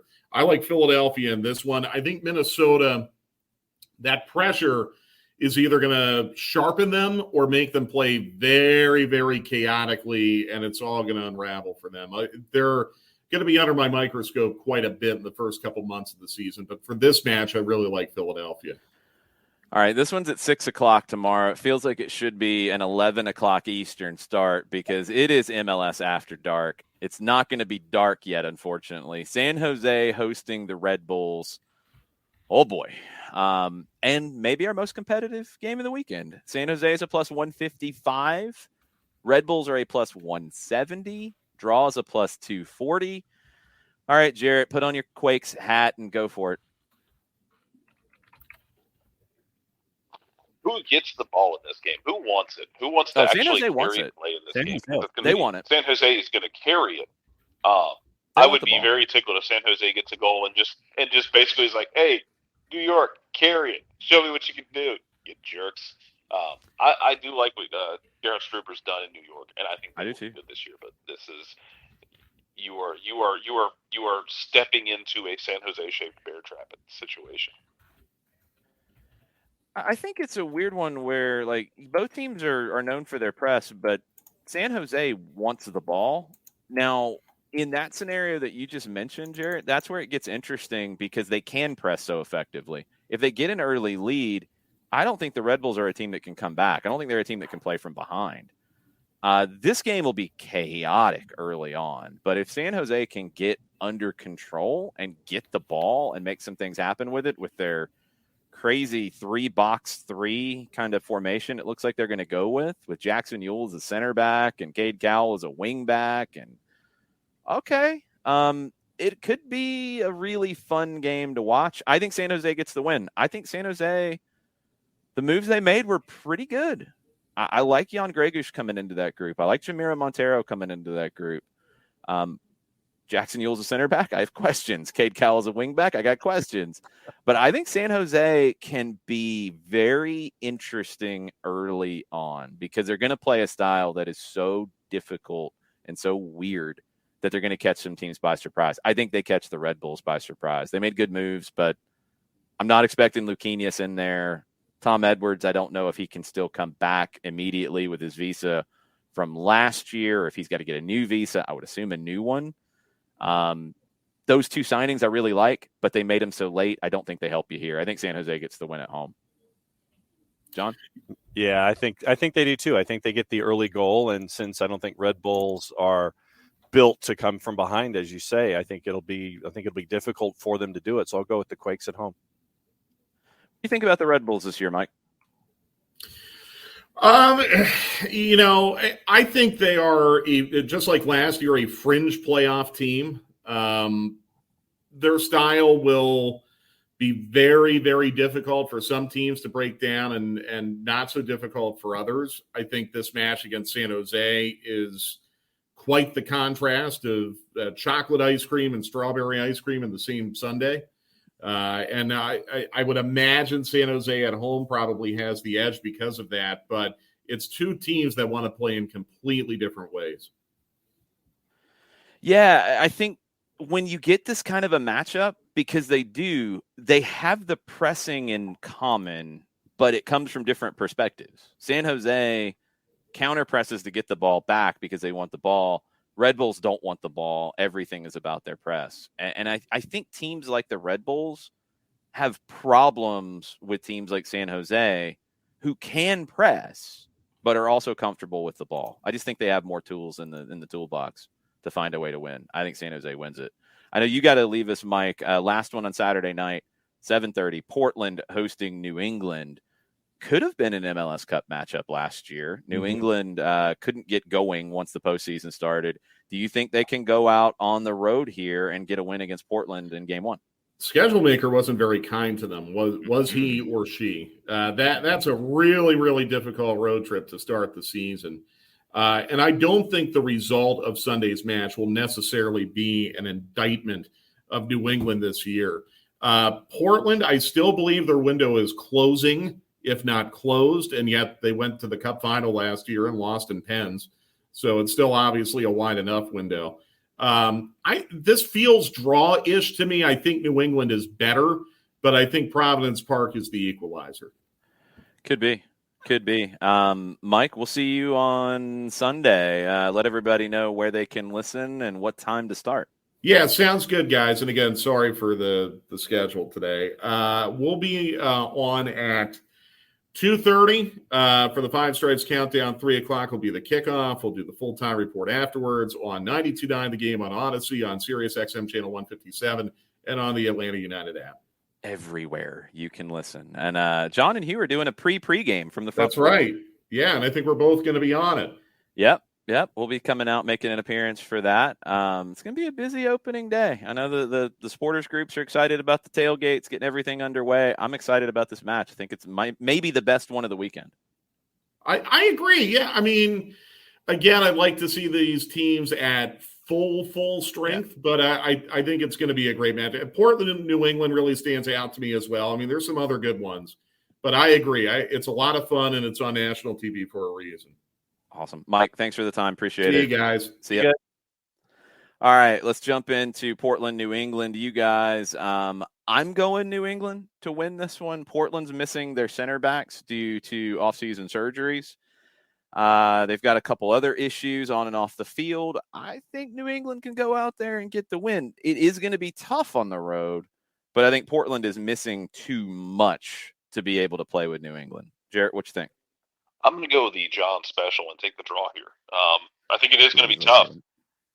And, I could see this going into the draw factor where there's black magic that exists in Providence Park. I don't know where they keep it exactly within the stadium, but it's there. It is. It is. It definitely is. What are you doing, John? You picking the draw? No, I'm going to go with the Revs on the road. Wow. I just think that the Revs have more firepower, and to Mike's point, and to the point that we've been making about Portland coming into this season, I think that window is closing, and I think that New England's got the firepower to take it. I think it might end up being a 1-goal win, but I think that New England gets the Duke. I think New England gets it. I think they get it pretty comfortably. Those absences for Portland, the two main center backs out, that was a big blow for them. Not going to be out for a long period of time, but at least for a while early on. It's going to hurt them.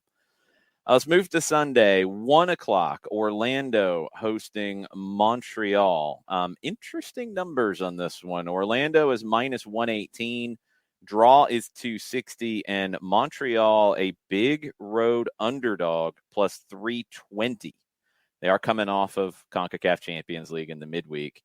Orlando is a team that I said last night, and the more and more that I've kind of dug into teams and prepared for the season, I think Orlando is at risk of not making the playoffs. I really, really do. That back line, I'm not buying into its overall quality, and I'm not buying into the number 9 until we see that Cara can be a top guy in this league. I think Facundo Torres will be. I don't know if he will be in the first half of the season, and maybe that ends up being the issue for Orlando. They do get the advantage of coming in well-rested versus a team that played in the midweek. Does Montreal have a CCL hangover, John? Yes, I think they do, and that's why I'm picking the draw here. I think that Montreal gets out to a decent start, but I think in the last 30, I think they start to fade and they have to hang on. So this is my first draw of the weekend in Orlando. What about you, Jarrett? Montreal. I think Montreal's feeling really good about life right now after everything that they just, got a manager fired. So they win that race this year. That is true. It's very impressive. Santos fired their manager after he got smacked around. I wonder if he got the food team before he left, but that's beside the point. Give me Montreal in this one because they're going to be feeling real good. And also it's early in the season. Even though it's on the road, Orlando won't be 118 degrees. Yeah, I'm going to go draw here as well. I think Montreal will not quite be at their best because of the midweek. You get a little bit of time before the next round of CONCACAF, so they're not looking ahead. But they just won't quite have all of their legs about them. And I think Orlando can potentially take advantage. Maybe a sloppy 1-1 is kind of where I'm at with this. Atlanta plays at 3 o'clock. Kickoff will probably be closer to about 3:30. Let's jump ahead to 5 o'clock. LA Galaxy hosting NYC, a glamour matchup on the opening weekend of MLS. Galaxy plus 145. Draw plus 250, and the defending champs plus 180.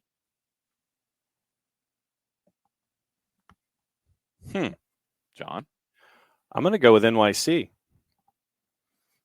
I just think they're the better team. And yeah, I know that they had CCL midweek, but it was a match that they handled fairly easily. So I'm going to go with NYC in a wild, crazy game where I would also take the over for a parlay.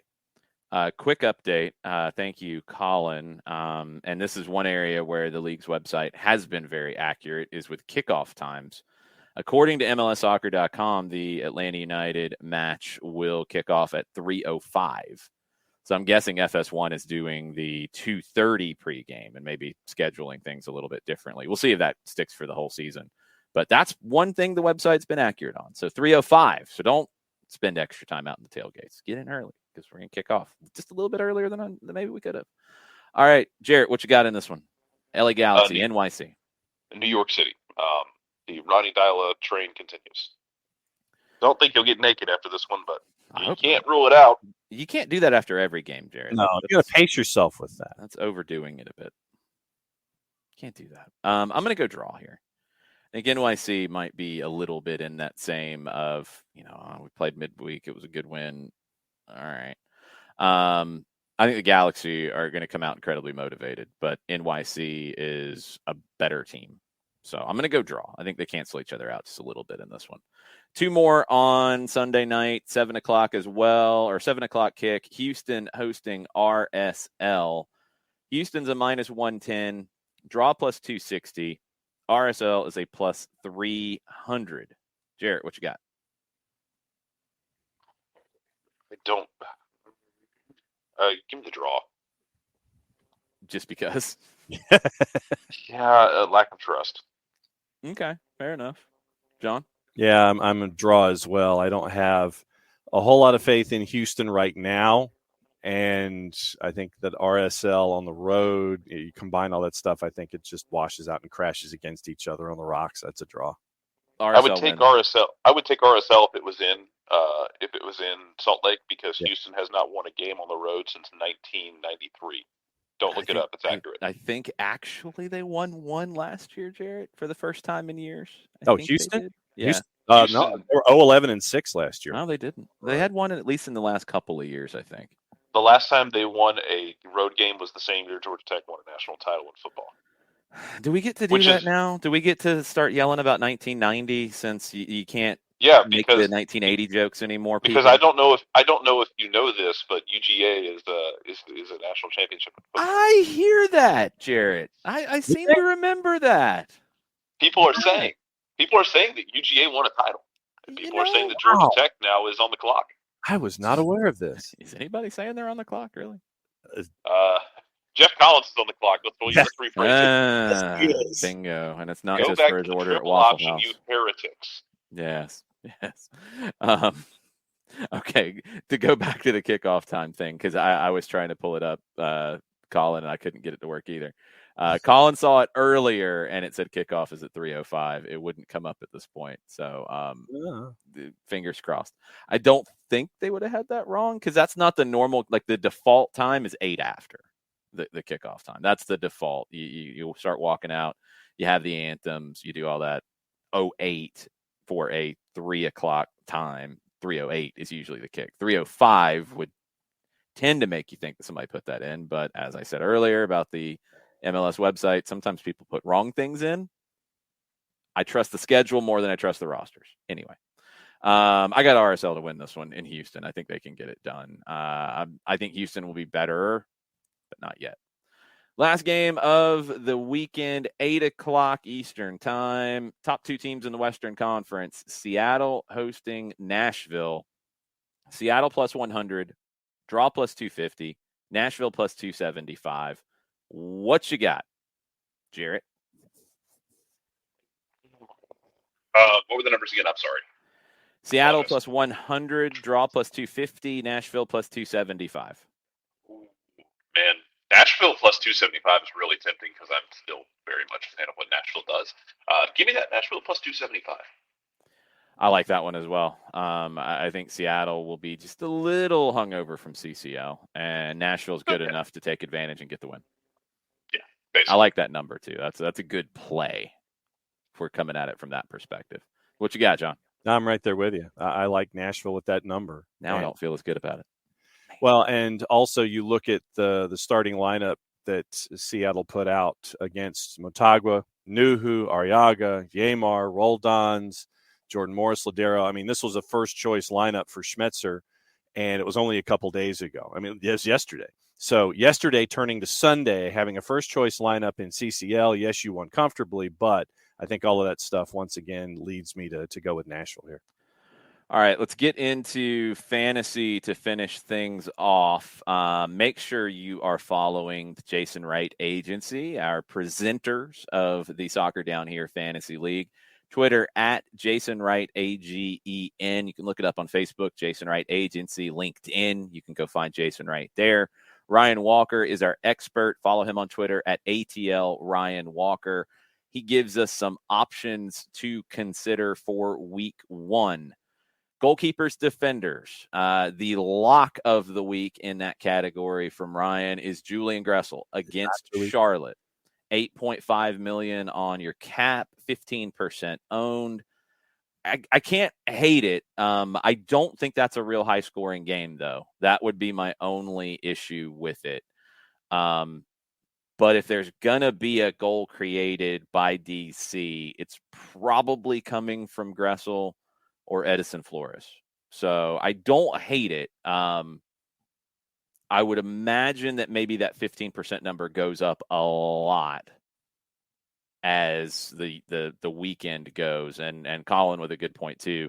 He is listed as a defender, so he would get a shutout bonus, which is, I think, the most likely thing to happen in that match. So it's a high number. Yeah, Domer, it's expensive, but I don't hate that as your lock of the week for goalkeepers, defenders. I went with Bill Hamid in net for the shutout. Julian Gressel's not okay. I'm about to say Julian Gressel's not in net, John. No, I know, and I went with Brad Smith from DC because of price versus Julian Gressel. And you could go down that road if you want to. Consider Kai Wagner against Minnesota, 20% owned, 7.5 million. I went with Kai Wagner as one of my defenders because I do think Philly will be able to create opportunities against Minnesota, and I think Kai Wagner will be a big part of it. So a little bit cheaper too. I really like that one. Yeah, did that as well.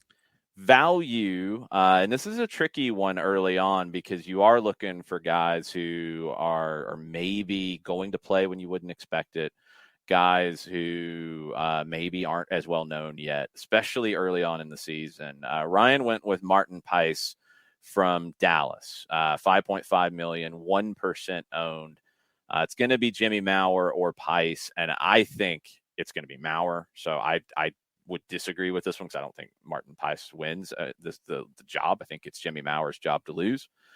There are quite a few different potential goalkeeper value picks, though. If you don't go big with a goalkeeper like John did with Hamid, there's quite a few you could look at. I would go with Maurer as this, and he's still a value pick potentially. But yeah, I don't think Pice gets the job. I think it's going to be Maurer. Yeah, and I just went with a placeholder for economy's sake, trying to stack the roster with points. No, because you know how with reserves sometimes you can. Oh, we're not talking about reserves. No. You're confusing it. I'm like, what are you talking about? You said you had Bill Hamid in goal. I do. I had Bill Hamid in goal. Okay, yeah, that hasn't changed in the last 45 seconds. You put way too much focus into the reserves, who don't really get you many points, if any, if they don't jump into the team. So let's leave that to the side. We got to build a team first. It's hard these first few weeks because you don't have as much cap room to work with. The lock midfielders forwards, Lucas Zelarayan, $9 million versus Vancouver, 24%. I think that's a trickier game than you might think. I think Vancouver can give Columbus a game, but Zelarayan is absurdly talented, and most anything that goes through Columbus is going to go through Zelarayan. So I don't hate that at all. And $9 million, he's just under some of the really high-priced attacking talents. So I don't hate that one at all. Consider, and somebody I mentioned earlier about the other person who could create opportunities for DC, Edison Flores, only owned by 3%, $8 million on the cap. Injuries have always been an issue for him, but when he's healthy, he's one of the more talented players in the league, in my opinion. And as a 3% owned guy that I think can produce at a much bigger clip, Edison Flores could be a really good pickup. Make sure he's healthy, because you never know game to game, it feels like, with Flores. But yeah, maybe wait to see that lineup come out and throw Edison Flores in there. The value pick is Mateus Hosetu, $4.5 million against Kansas City, 2%. He's going to play. He's going to start. He has the potential to pick up points in the assists, especially the secondary assists. And if you're looking to two different things with Hosetu, yeah, you can put him on your bench because I think he will go up in value. Second, if you're looking to stack in some other positions and you want one starter that is a low budget number that you think still could produce something for you, Hosetu's your guy because he's going to start. And $4.5 million for a guy who's going to start in a game where the home team is favored and the home team should win. Yeah, that's a really good situation to pick up Mateus Hosetu. So I love that as the value pick. Absolutely love that as the value pick. That'll give you some other flexibility. Anything on fantasy? Any guys that you're looking at, Jarrett, that you want to throw into the mix? Not off the top of my head, no. It's just I'm not as plugged in with fantasy, so I'm not a good go-to in this category. Plus, it takes me a couple of weeks to get going anyway. Not unlike a Mercedes-Benz on a diesel engine. I can't get out of my own way with fantasy. Once I get going, I'm fine. Right. But getting started is a bit of a challenge. I like Dallas attackers against Toronto. I like Areola in that one a lot. I like Jesus Ferreira in that one a lot. You could look at Brenner for Cincinnati against Austin. Gonzalo Higuain, he's high value, but I do think he's going to be incredibly productive because everything's going to run through him in Miami. San Jose, you might want to wait and see, but if you want to take a flyer, Chofis is always out there as a goal scorer, but Jamiro Montero in that system might become a more productive player from a fantasy perspective. I think the system suits him because it's similar to Philadelphia, but they want the ball, and I think he's a good ball player. So Montero could be one to consider. Portland, New England. Again, Portland's missing a lot of their defenders, so if you want to go heavy on New England attack, that would make a lot of sense. Orlando, Montreal, a 1:00 early kick with Montreal coming off CCL. You might look at defenses on both teams there. Could be a low-scoring, kind of sluggish affair. Depending on how you feel about RSL, going on the road to Houston, you might catch some guys who are not owned by large percentages of teams. And Nashville on the road in Seattle. That's another one to maybe find a wild card or two. And I think it would be defensively if you do. I think, Nashville's probably going to go in, be what we've seen from them at times, pretty conservative, look to hit on the counter. And can they bottle up a team that is coming on short rest? Potentially, yeah. I think Nashville's one of the best defensive teams in the league. So maybe you're looking at a Walker Zimmerman. Maybe you're looking at a Daniel Johnson. Maybe if you really want to go with a wild card to consider, maybe you're looking at a Josh Bauer because he's played a good bit for them in preseason. Does he get to start? Maybe you have Jack Mayer in your lineup and you wait till that lineup comes out. And then if it's Bauer, you switch it. That could be a budget play for Nashville. Couple of questions before we wrap up. We'll go 5 minutes here quickly. No Anton Walks for Charlotte. He is injured. He is out. He wasn't always starting with what seemed to be their main group either. And maybe it was injury related, but your guess is as good as mine on what Charlotte's lineup looks like in week 1. I just have no idea. Domer asked if we think Hollingshead starts for LAFC. I don't know. I'd stay away from it until we get into the season because, I mean, they went out and acquired him for a reason. They paid a good bit, but Palacios is there, and I would think Palacios is the higher upside player here. I love Ryan Hollingshead. I think he's a great player, but he's not walking in guaranteed to start every game in LA. So keep an eye on that one. I think position battles like that you might want to be a little careful about. Let's see. Storm Chaser Kevin wants to know if Marcelino Moreno is playing. He is not training this morning, according to Doug Robertson of the AJC on Twitter. That would make me feel like he is not playing this weekend. We were told he was close on Sunday, but I don't know if he has trained this week with the main group. Obviously, he's doing recovery and that kind of stuff. But I have not seen him with the main group from anybody's reporting. So that's not a good sign for him playing. Maybe he's available off the bench. Maybe he's on the bench, but not likely to play. I don't think he starts. I just don't see it. Storm Chaser Kevin says, Chicharito or Gustavo Bo up top? Let's see. So tougher matchup for Chicharito, although he's the primary goal scorer with his team. Gustavo Bo is not the primary goal scorer with his team, but a better matchup to go with. I'd actually go with Gustavo Bo here. I would go with Bo. I could see New York City making it difficult for Chicharito to get going. You're high on Ronnie Dyla and the Pigeons, Jarrett. So yes, who are you going with in that one if you got to pick? Bo going against Portland or Chicharito going against NYC? Bo going against Portland just because Portland's missing guys. Yeah, I don't know if that's widely being talked about, but Portland's 2 starting center backs, I think both had sports surgery. We spent the entire offseason as a collective society outside of this show not talking about Carlos Vela, so something not getting talked about isn't exactly news. It's crazy. It's crazy, but we try. We try to let you know these things. We try to keep you updated for all kinds of purposes, mainly just for good information. So that's what we have here. Final questions, throw them into the Twitch pitch. We will get them in the next 2 minutes. Checking to see what else has happened around the league this morning because it's been very active. Let's see. A lot of just talk about preseason. A lot of season previews are coming out, podcast, written, all kinds of things. Plenty to jump into if you want to get ready for this season. All kinds of things to jump around to. Tite is stepping down as the Brazil manager after the World Cup, according to Ricky Ricardo. This would be his second cycle. So, yeah, I could see that. Makes sense. Probably a lucrative managerial job for him at the club level if he wants it.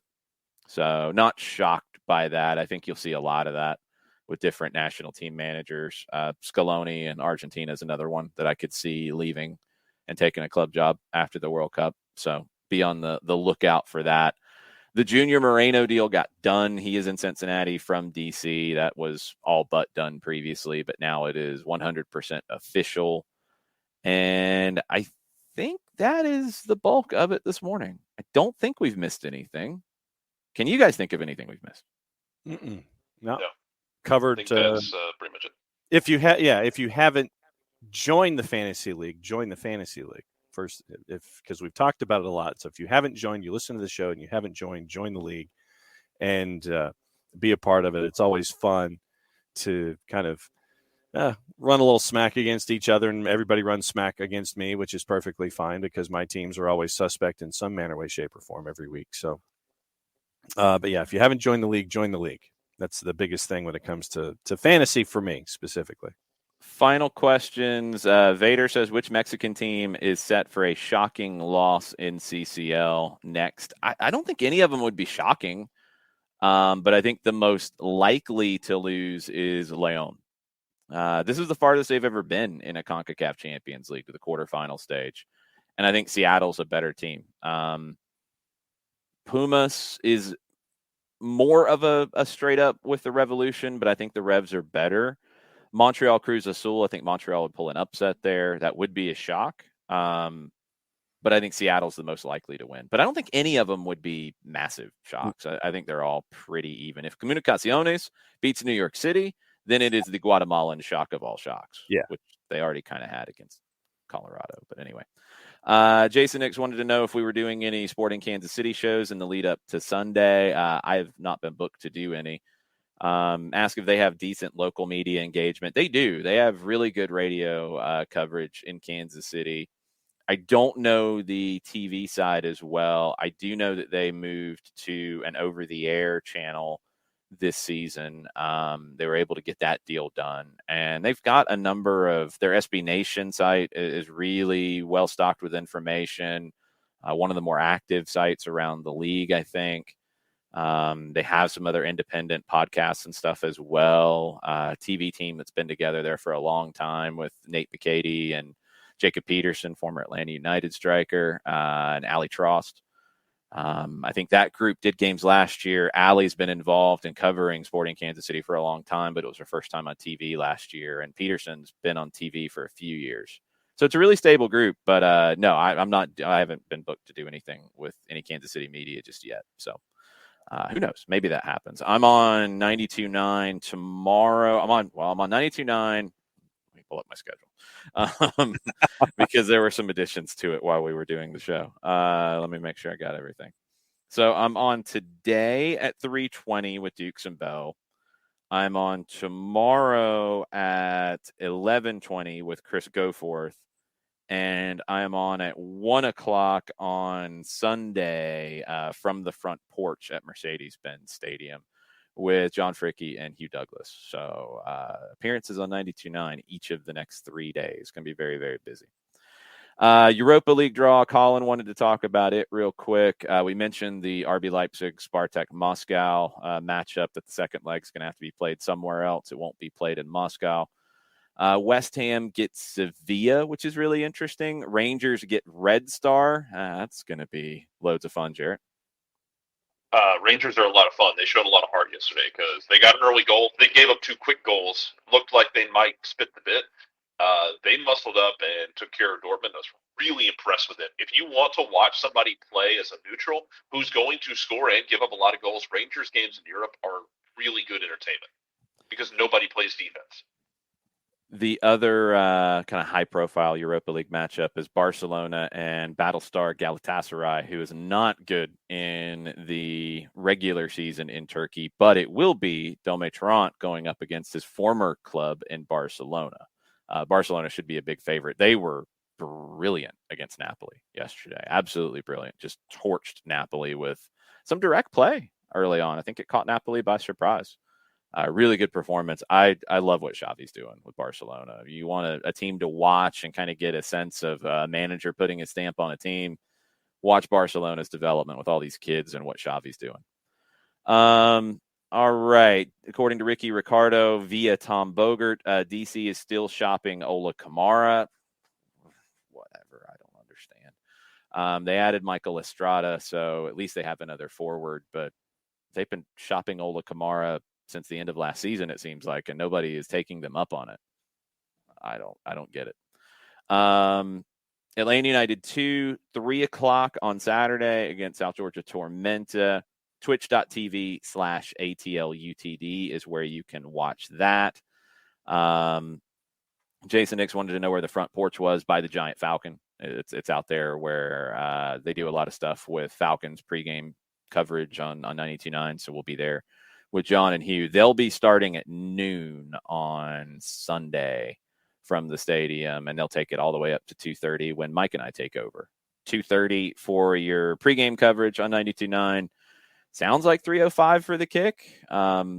Keep checking the MLS website on that one, but that's what it sounds like. So, okay.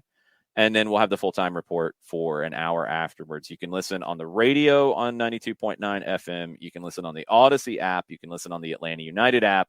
You can listen on Sirius XM FC as well, channel 157 on your Sirius XM FC, or you can tell your devices to pull that up for you if you are so inclined. There's all kinds of ways to listen to all of this. Full-time report will go out as a podcast afterwards as well. Busy weekend. Tonight, John and I will be in Vidalia. 5 o'clock start for the girls' game, 7 o'clock start for the boys' game. Toombs County at Vidalia.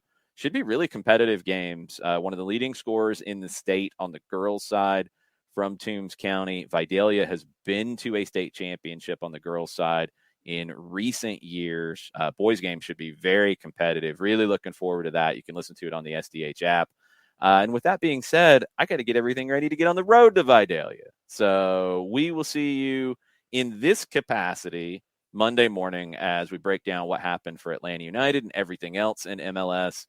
Busy Monday show coming up. The Overreaction Monday is back, 9:05 on Twitch. Thanks for hanging out with us. Thanks to everybody who came out to Slow Pour in Lawrenceville last night. Thanks again to Kelly Francis for hanging out with us for most of the show. Thanks to Scott Flood and the Flood Project and Eliminize and Beyond Goals and Added Time Outfitters and American Football Provisions and all of our partners for 2022. We really appreciate it. But most importantly, thanks to all you guys for consuming all of this. We don't get to do it if people aren't listening and interacting with us, and we love you guys. We're out. Mucha plata, y'all. Much plot to you. Much plot to y'all.